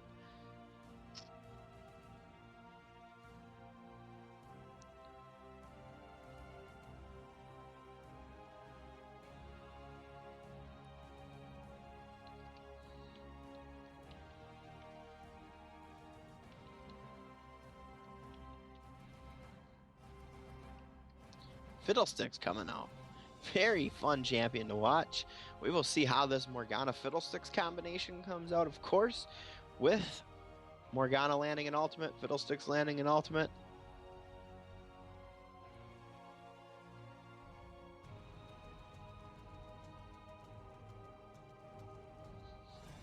All right, Tommy, You have a great night at work. We'll see you after work for some of our fun League of Legends shenanigans. We have FNC Rangover clicking that random button, seeing what he can play, pick, everything else, showing every champion he possibly can.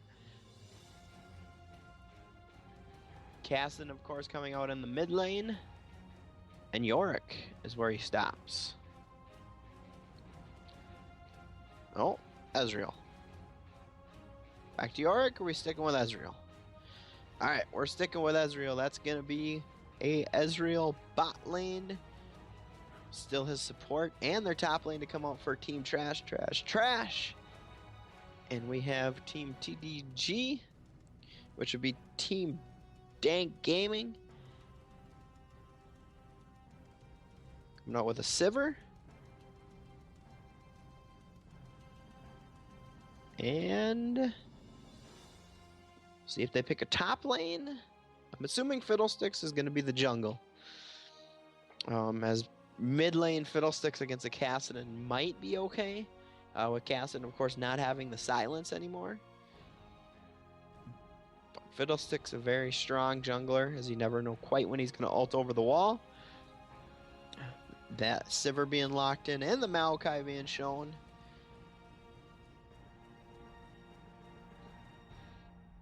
Very good AoE team fighting comp coming out from TDG. And kind of more of a single target pop burst coming out from Team Trash Trash. As we have Braum coming on now with Kassadin. And the Nidalee Ezreal combo, of course, both straight line skill shots that can pretty much delete somebody in a hurry.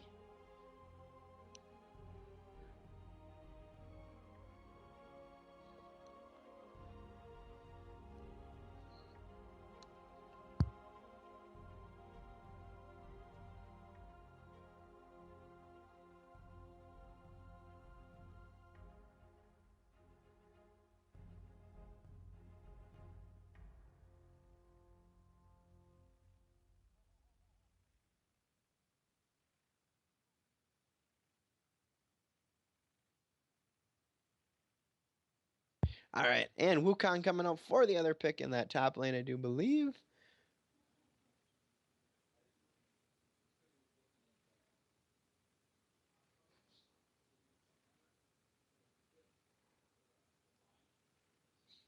And we'll see this last pick coming out is going to be that mid lane. We'll see what they decide to play against the Kassadin.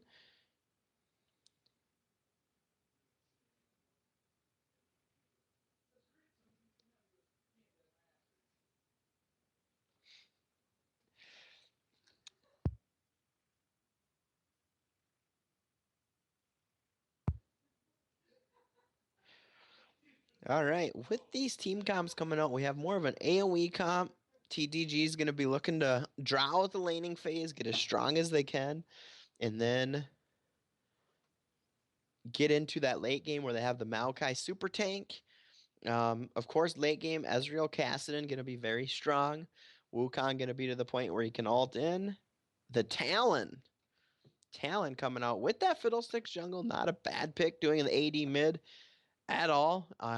With that, the AoE comp just goes up even more.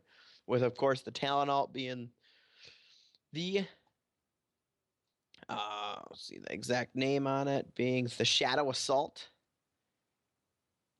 And then having the Cutthroat Rake, and of course, the Naxium Diplomacy. Bonus physical damage. It's going to be all in all an AoE team comp against if Braum can land his Q on the right target, if they're able to go on that, or even if Kassadin is able to pick somebody off in the back lines. It's going to be a very interesting kind of matchup of how the team fights play out. Of course, TDG might just come through, wreck everything with the AoE, or if Team Trash Trash can get some picks, they can definitely win a team fight come later on in the game.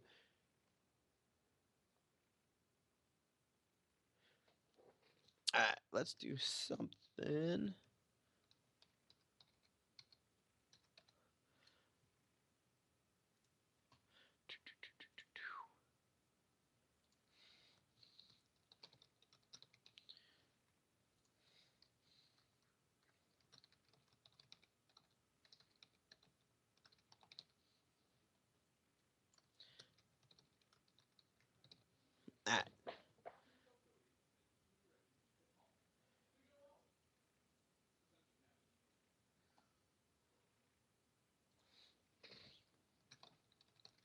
All right, we got about 2 minutes in the delay here. I am actually going to throw up a straw poll and see what you guys think, if the AoE team's going to do it or if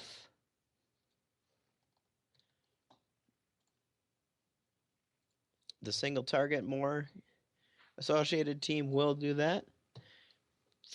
Throw your answers in there. We'll see if we can guess it right. I'm not going to say who I'm going with.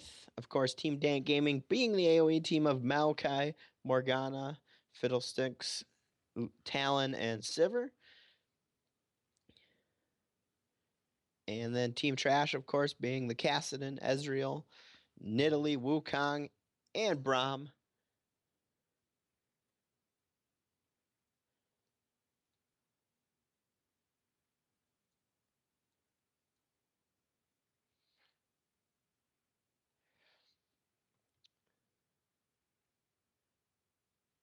Both teams, of course, very high skill levels, being up in that platinum diamond brackets, being in the solo queue.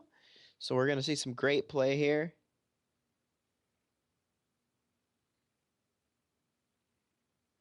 What would that third option be? Their good hit. With two teams playing, with two teams playing, with two teams playing, I don't see a third option unless we end in a draw, which if that's the case, I don't know what we're going to do. Riot won't be happy with us. Cran Snatcha. Neither win. Neither win, Rito blows up. End of discussion. I don't know. It might happen someday. Who knows?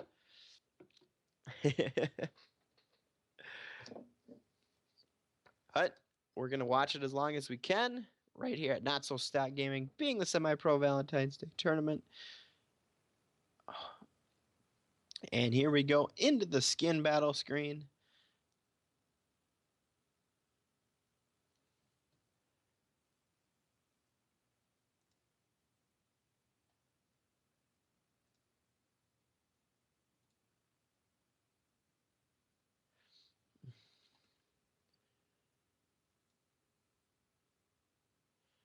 All right. We have skins across the board, except for Wukong and Braum.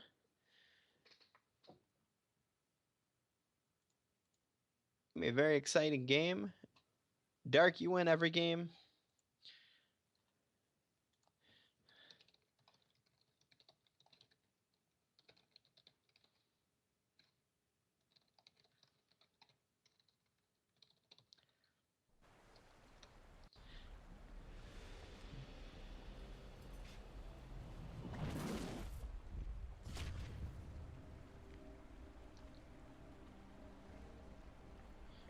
All right.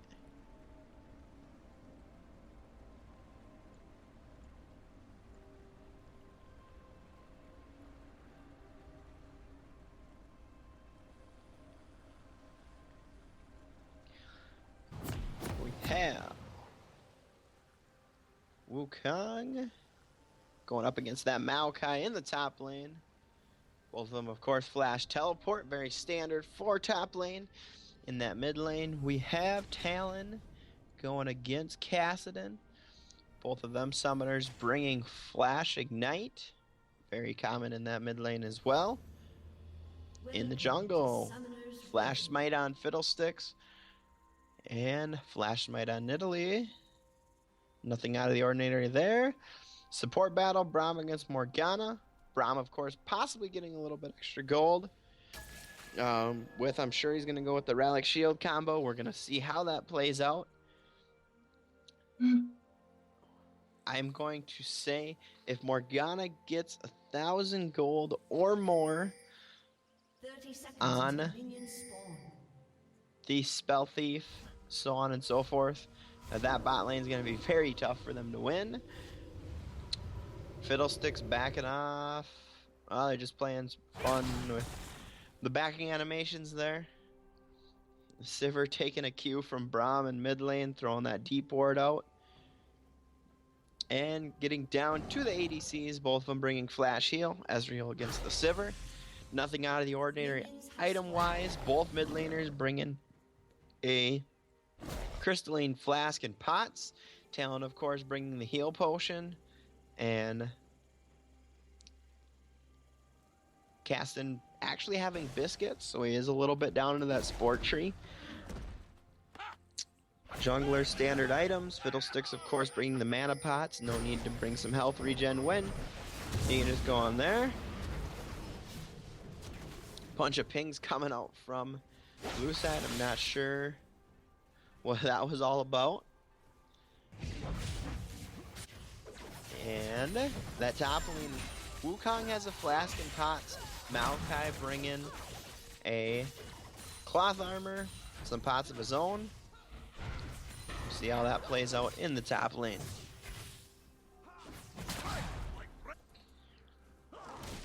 Fiddlesticks continuing with Gromp, going over to the blue buff, finishing that up. Down in the bottom jungle, Nidalee just finishing her red buff up with a spear. Dropping that heal. Wukong getting the Maokai very low in top lane, just level 1. Both of them having the single ability. I'm guessing Wukong putting that point into his Q. Yep. I do believe he has a point in his W. Nope, take that back. He has EQ. And Maokai, of course, having his Q and E as well. Fiddlesticks at his red buff, clearing that out. Nidalee looking to hit the Scuttle Crab.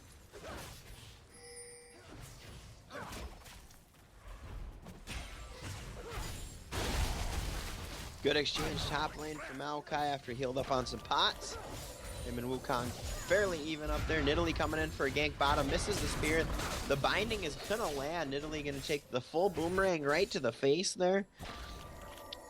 And it's not gonna be enough to force anything back in the bot lane. Wukong having Fiddlesticks come on him top lane. He's gonna run through the tri-bush and head up towards the Gromps. Very good ward for Maokai there. Fiddlesticks looking to get the fear onto Wukong. There's the fear and the crow. Maokai picking up first blood in the top lane. Very good job by Fiddlesticks just kind of being around in that top lane. We do have a pause coming out. Sivir is lagging.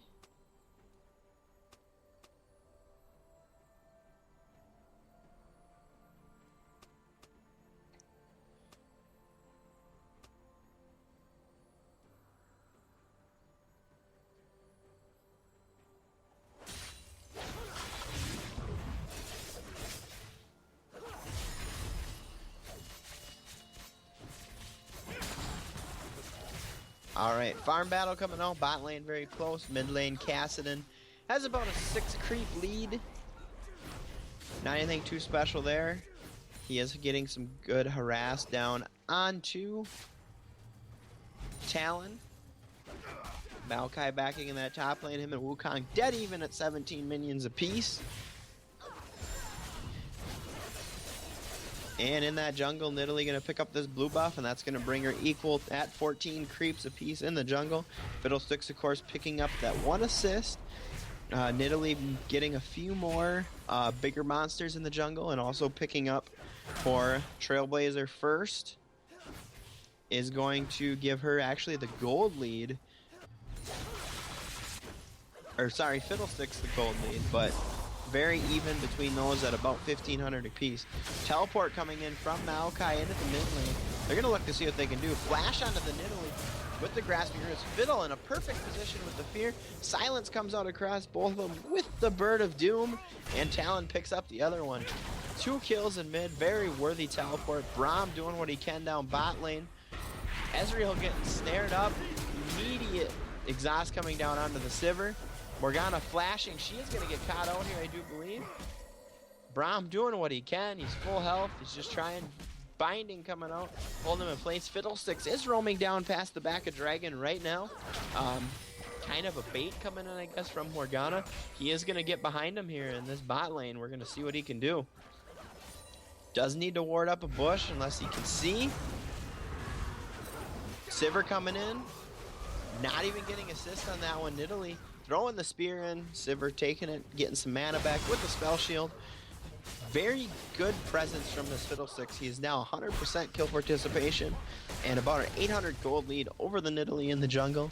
That's going to put his mid lane up about 400 gold and his ADC tied pretty much in everything across the board. The only difference down there is Ezreal has a death. Support wise, very close as well. And his top lane being Wukong is actually down in gold after Maokai picking up the kill and 2 assists there.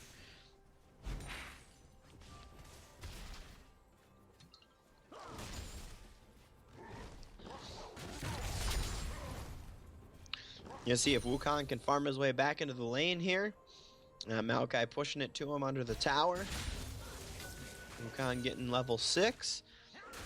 He does have that fun Cyclone available now. He's going to go hard on the Maokai in top lane here. Maokai pretty much going to say, I will take all your damage to the face, give it right back to you, and we're going to exchange, and you're going to find out I am still stronger. Talon, good roam bot here. Bot's going to get caught out again. Let's see what they can do here. Talon, the dash. Coming over, they do see the pink ward. And they're pinging all over onto this dragon. Fiddlestick starting it up. Bot lane is aware of what's going on. Nidalee is top, doing actually the scuttle crab out in front of Baron. Wrong river, Nidalee. We're at dragon. Baron's not even there yet. She's coming down and looking to make a play and get this dragon away from the red team. Casting and everybody's lying in wait. They do have a ward on it, which I'm sure red team can see. They're just kind of letting them do dragon for them, and they're going to try doing what they can do. Spells coming across.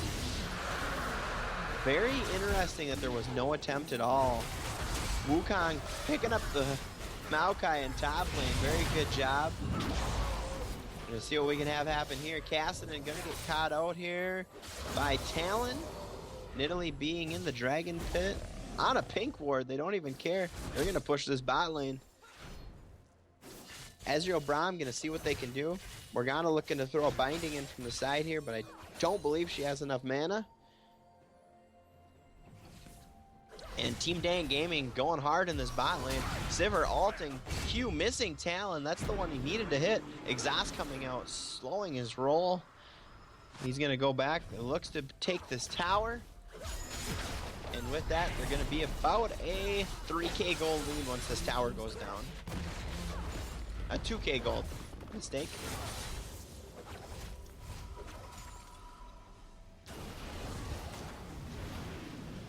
Fiddlesticks picking up that blue buff, of course. Very good pick on Talon in that mid lane. He is kind of mana hungry, but as long as you're able to farm all right without it, Fiddlesticks, of course, needing that much more. Wukong looking to go in on the Maokai once his ultimate goes down. Oh, sad luck. Cannon minion had about 1 health left after Wukong queued it. Worst time ever trying to farm. Get that. Good job cleaning out the mid tower there. Talon coming on the Caston. Caston Rift walking away. Nidalee's going to come up from Dragonside River. Morgana's going to kind of sniff her out and throw that ward in above that red buff of blue side. Mid tower going down. Nidalee landing a spear onto Talon. Not too much damage being dealt there.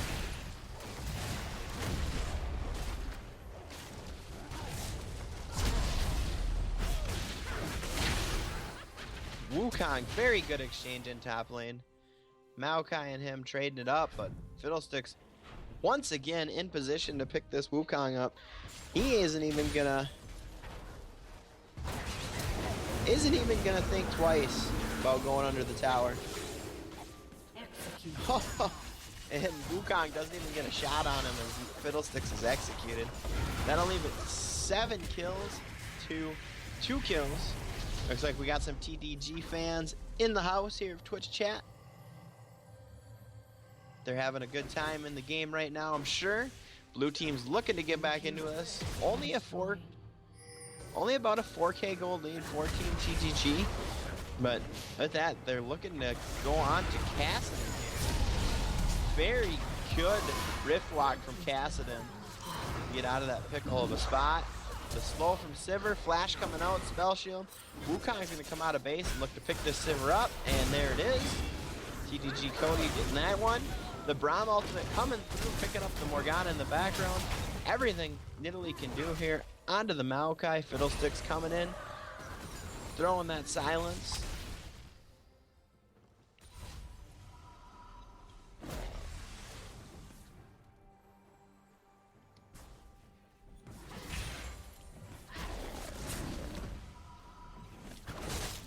Alright, after that latest rundown, we have Sivir getting that kill, pulling ahead in the bot lane by about 200 gold.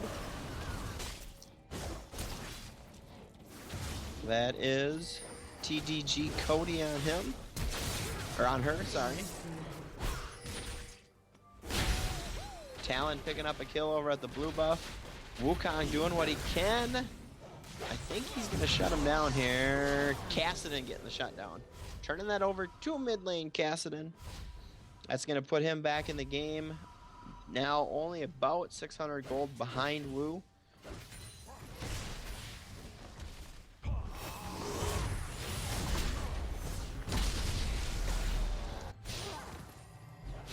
We have all sorts of stuff going on here. Minute 30 till Dragon is up. We'll see what teams start prepping there. Fiddlesticks having the Raptor buff seeks out this ward. And we're going to go to town on this Dragon in about a minute. Nidalee rotating top. She's looking to pick up a blue buff. Wukong up there as well. He does have teleport available. Maokai does not, so if Maokai decides to go up there, Wukong is able to teleport down. We got all kinds of wards in the red bushes over here. Or by the red buff.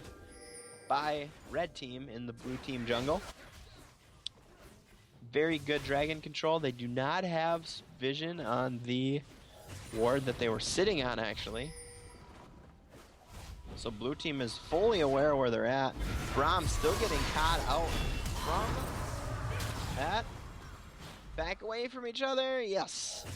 They do get away from each other in time, so the Crow doesn't bounce around and get a kill.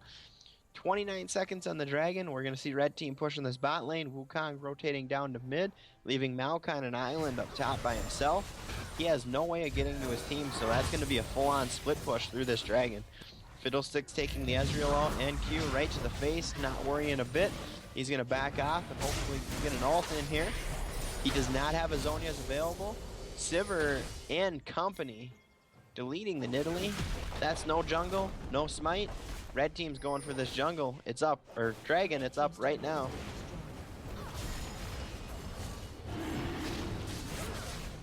Fiddlesticks not even worrying about it. Throws the drain on, he's full health. He's got good damage coming from him with Sivir and Talon being there. And Morgana, support battle in the jungle. Braum heading back. They're looking to pick this red buff up. Ping coming across on Kassadin. They can have full vision here. Kassadin picking up the red buff. Saying, that's our jungle, you get out, I'm taking this buff. Might do me some good, might not. I don't care, you can't have it.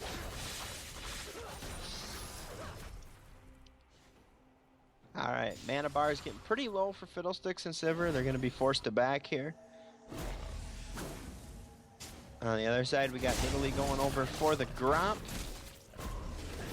Mr. Toad Frog, you're going to go down to a kitty cat. Fiddlesticks over at the Wolves, still in the jungle. Fighting through, limited mana. Kassadin coming hard onto the Talon. Talon ulting away. Morgana there for the Black Shield. Kassadin, huge burst coming out now that he has the rod and then added a blasting wand to it. Maokai and Wu exchanging top lane. Wukong back in this game after roaming a little bit. Him and Maokai, he actually has the lead by about 100 gold onto him.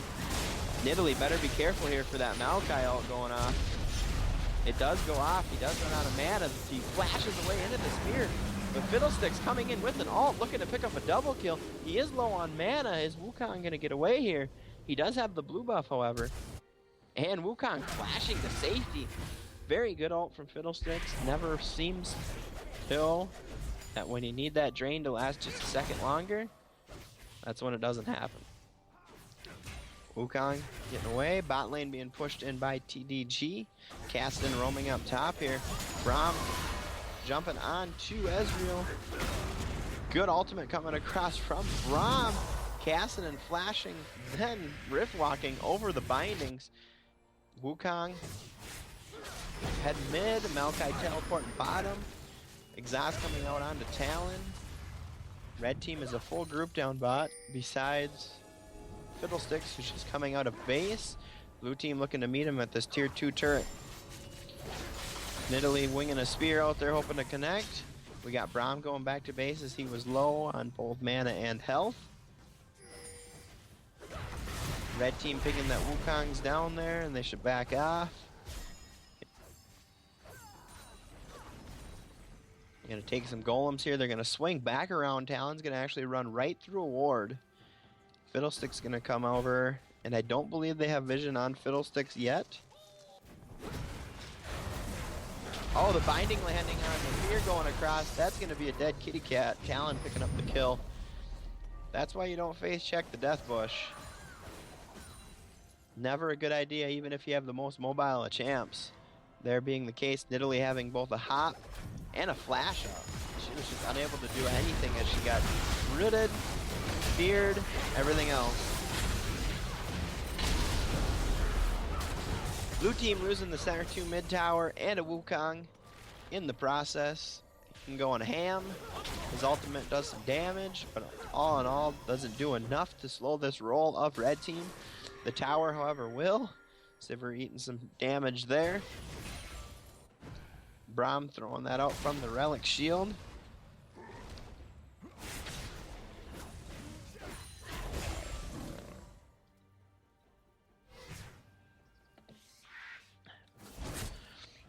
Very good job by Wukong in that top lane, kind of holding that Maokai down once he got that lead. Maokai, though, is getting to the point of super tank. I mean, he does only have a few items, being, of course, the Righteous Glory, giving him that speed buff. Warden's Mail, Glacier Shroud, looking to build into that Frozen Heart. And boots. Wukong coming across with a Tiamat, a Brutalizer, grabbing the Giant's Belt for a bit of health. In the jungle, Fiddlesticks, both items to the Zhonya's. Stalker Blade, built into, of course, Magus being the ability power cooldown jungle item. On the other hand, we have Ranger Trailblazer being into Magus. I guess I don't know how to say that exactly. But both of them opting into that. Of course, Fiddlesticks going for the Trailblazer, getting that Blasting Smite. Down here, Kassadin 7 stacks onto the Rod of Ages. Talon having the Youmuu's Ghostblade, a Tiamat, pickaxe to go along there. And supports. We have the Face of the Mountain and Sightstone on Braum. And then we have that Spell Thief's Edge. Morgana opting to go to both the Aetherwisp and the Fiendish Codex. Morgana possibly getting caught out here, but Sivir coming around the corner with the ult, deciding to back off of it. Wukong getting that push in top lane. Fiddlesticks coming in. Snare, everything you could possibly think of. Runa and Braum's Day in the bush there. They did have vision on him. Wukong and Maokai going at it in top lane. Fight's fairly even. Heading back down to bot lane. We got Nidalee chasing, shutting down the Sivir. Talon doing what he can here. He does have ultimate available if he so decides. He's doing what he can for damage, not trying to burn that ult. Fiddlesticks coming around, trying to get in a good position for an ult. Talon ult flashes back, gets to Ezreal. Fiddlesticks coming in, fear drain on the Kassadin. Nidalee jumping back in, and he's going to pick up a double kill. Up in that top lane, though, we did have Wukong go down to the Maokai. Of course, Super Tank not even being with his team in bot lane.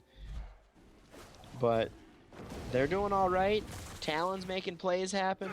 Fiddlesticks not caring. He's going over to do this dragon. That's going to be their third dragon. Blue team yet to pick one up. Very good control. Braum throwing the deal out in the bush, sweeping it out, finding 2 wards. He's not going to be able to hit that last one as you only get 5 smacks when your attack speed is that low. What a team fight. Bot lane, top lane. Fiddlesticks cleaning it up. Puts him at 625. That's going to give him definitely enough gold to finish that Zhonya's Hourglass.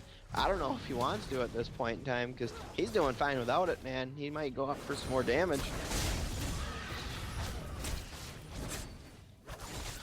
Talon back in, he's going to have some gold to spend on him as well, being 1200. Probably finishing off that Tiamat.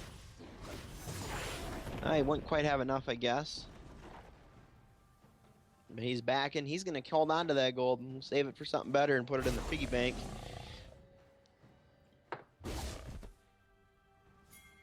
We got, of course, Fade Sheen coming out on the Ezreal that already has the Manamune.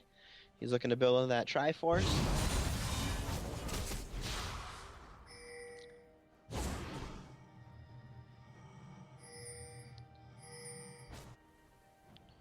All right.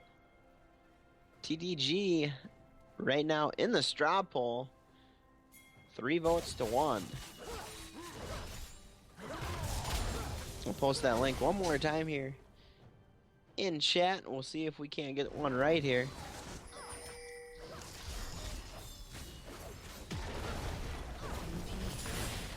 Blue team's tower going down here. Out of position a little bit, not able to get over. Protect that tier 2 top tower. Red team looking to do the Baron? Possibly, that's the way they're heading. Maokai doing what he can do, clearing out some wards. Or sorry, Braum doing what he can do. Maokai clearing out some wards over by Baron Pit as well. The Ghost going out. Morgana trying to flash over the wall to secure down the Kassadin, but not happening. Righteous Glory coming out from Maokai in chase of the ward. Definitely worth active ability for killing that ward. I'll take it any day. Morgana and Fiddlesticks trying to set something up, and all of a sudden they're sitting on a ward. Very good game so far from both sides. TDG is in the lead by about that 7K mark.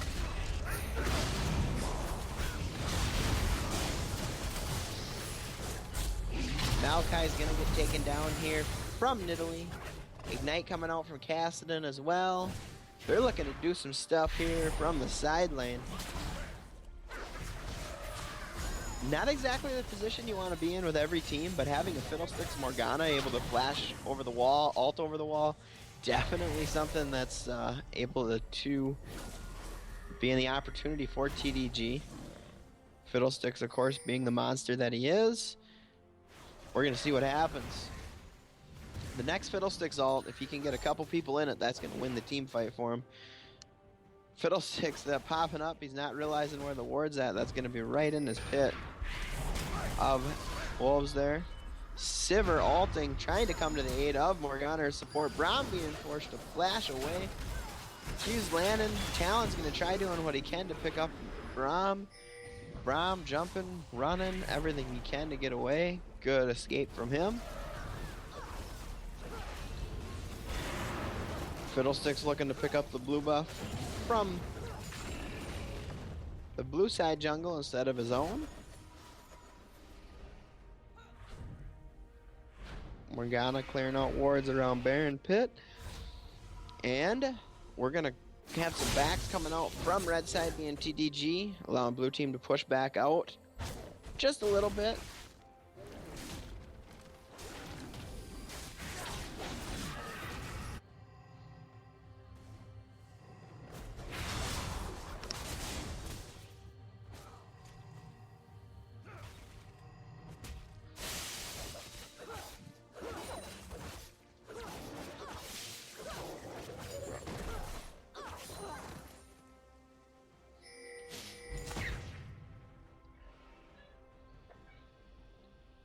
Alright, let's see what happens now. Both teams back. Nobody's really sitting on a lot of gold.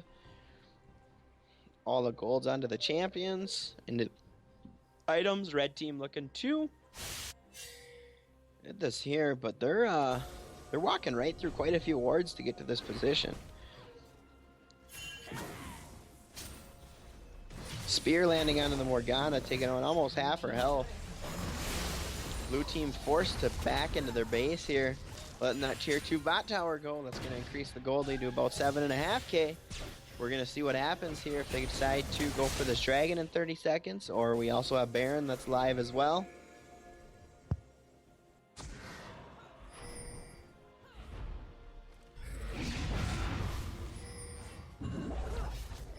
Caston doing a good job there, getting out of a harm's way. He does have a Void Staff now. It's going to allow for some Magic Pen going through. Coursing Zor's 35% of any target's magic resist. Talon eating the full Ezreal combo to the face brings him to half health. They're looking to push down mid lane here, is blue side. They're looking to actually give up this 4th dragon.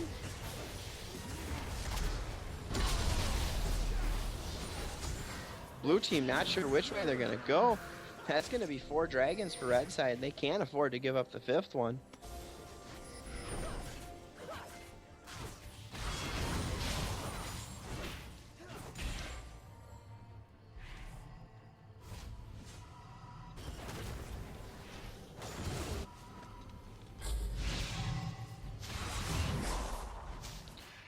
Alright, back to some farming action going on. Sivir coming to try to catch the Ezreal in mid lane. Doesn't seem to happen. Morgana throwing out the spooky ghosts from that Twin Shadows. The Frostfang, she's up to about 320 gold. Braum at 886 gold shared. So with those two, Braum getting a little more gold from his passive, about 200 more of the Targons over the Spell Thief into the Frostfang. But also Morgana getting the 9 assists to Braum's 1 kill and 3 assists, so they're pretty close. I mean, Morgana has actually a little bit of a gold lead. But we're going to see how that transfers over as red team's pinging on Baron. They're cleaning it out as 5. They're looking for nobody to get caught, nobody to do something stupid, nobody to make a move like I would and try 1v5 in the entire team. And they're going to do what they can do here. Fiddlesticks taking a spear to the face when he came up with fear. Righteous Glory coming out, Malphite flying in with the Sivir ult, casting over the wall, trying to get on through the squishies. Wukong, a great ultimate coming in. He's going to pop that Fiddlesticks, forcing to Zhonya's without having his ult on. He comes out of it, instant drain onto the Ezreal.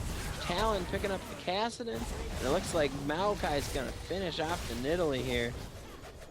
And it's going to be a ace. Talon flashing for the ace. An ace for Morgana. That is definitely a trade that TTG will take. Sivir better be careful here with the AoE damage from Baron. She's just going to back right off it and say, well, I don't want to do anything stupid. There, she's got the shield coming in from... Guess I'm not exactly sure. The Bloodthirsty. Alright. No, not a Bloodthirsty. I'm not quite sure where the shield was from. But we'll go from that anyways. Here's some dings being said in the base there. Elixirs being brought out. We got 3 sweepers on TDG's side, 3 sweepers on Team Trash Trash.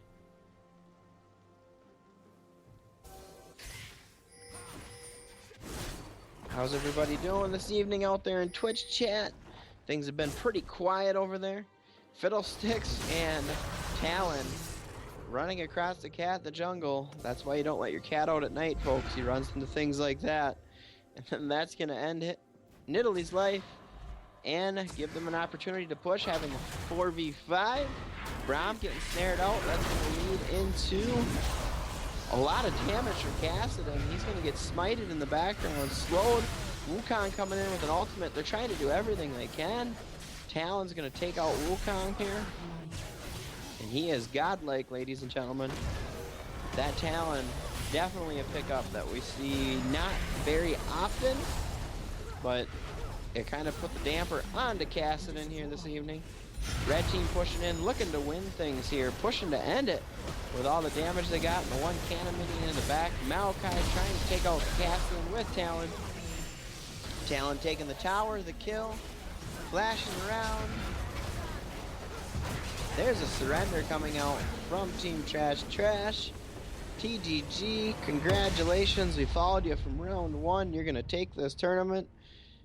And what a fantastic display by the Maokai in the last 2 games in that top lane. Shout out to him in that top lane, being TGG Warthus. He did very well on that.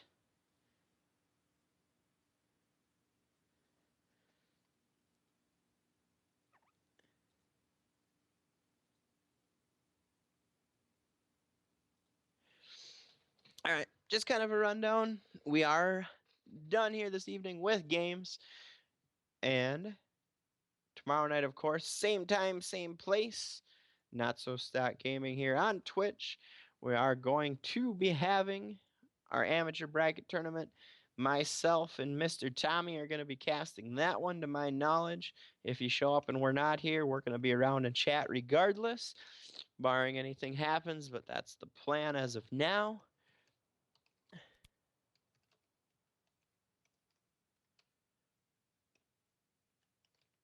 Hope to see everyone there. Throw up a link to the Not So Stat Gaming Facebook. We do have a Twitter out there as well. You can follow. Information gets passed along on there as well as on the website. But TGG taking the tournament here tonight was a great time. Glad I could join it for the last 2 games. Of course, we are in the process, as we had talked about a couple weeks ago, of redoing some things at Not So Stat Gaming with the coaching aspect of it and a few different things there.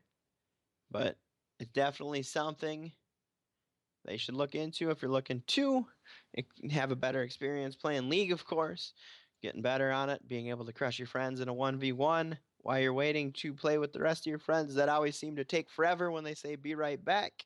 Everyone has that one friend that you're always waiting for. With the schedule, of course, we do have the Team Theme Tournament on Thursday nights, Open League on Fridays. Saturday nights are the Semi-Pro League Tournament, and Sunday nights, the Amateur League. Just because it's an amateur league doesn't mean you aren't going to see any flashy-dashy plays. People getting hit in the head with, say, Kane. NASA's someone I haven't seen in a while in a tournament. Maybe somebody will pull him out there in, of course, the bronze, silver, gold ELO. But we'll be here same time, same place. Of course, Team Dank Gaming taking that. And we did have Return of the Kings, of course, beating the Throw Boys in the bronze match. Do not know if Team Goosh and Dig That Elo in our secondary tournament who won there, if anyone's looking for that.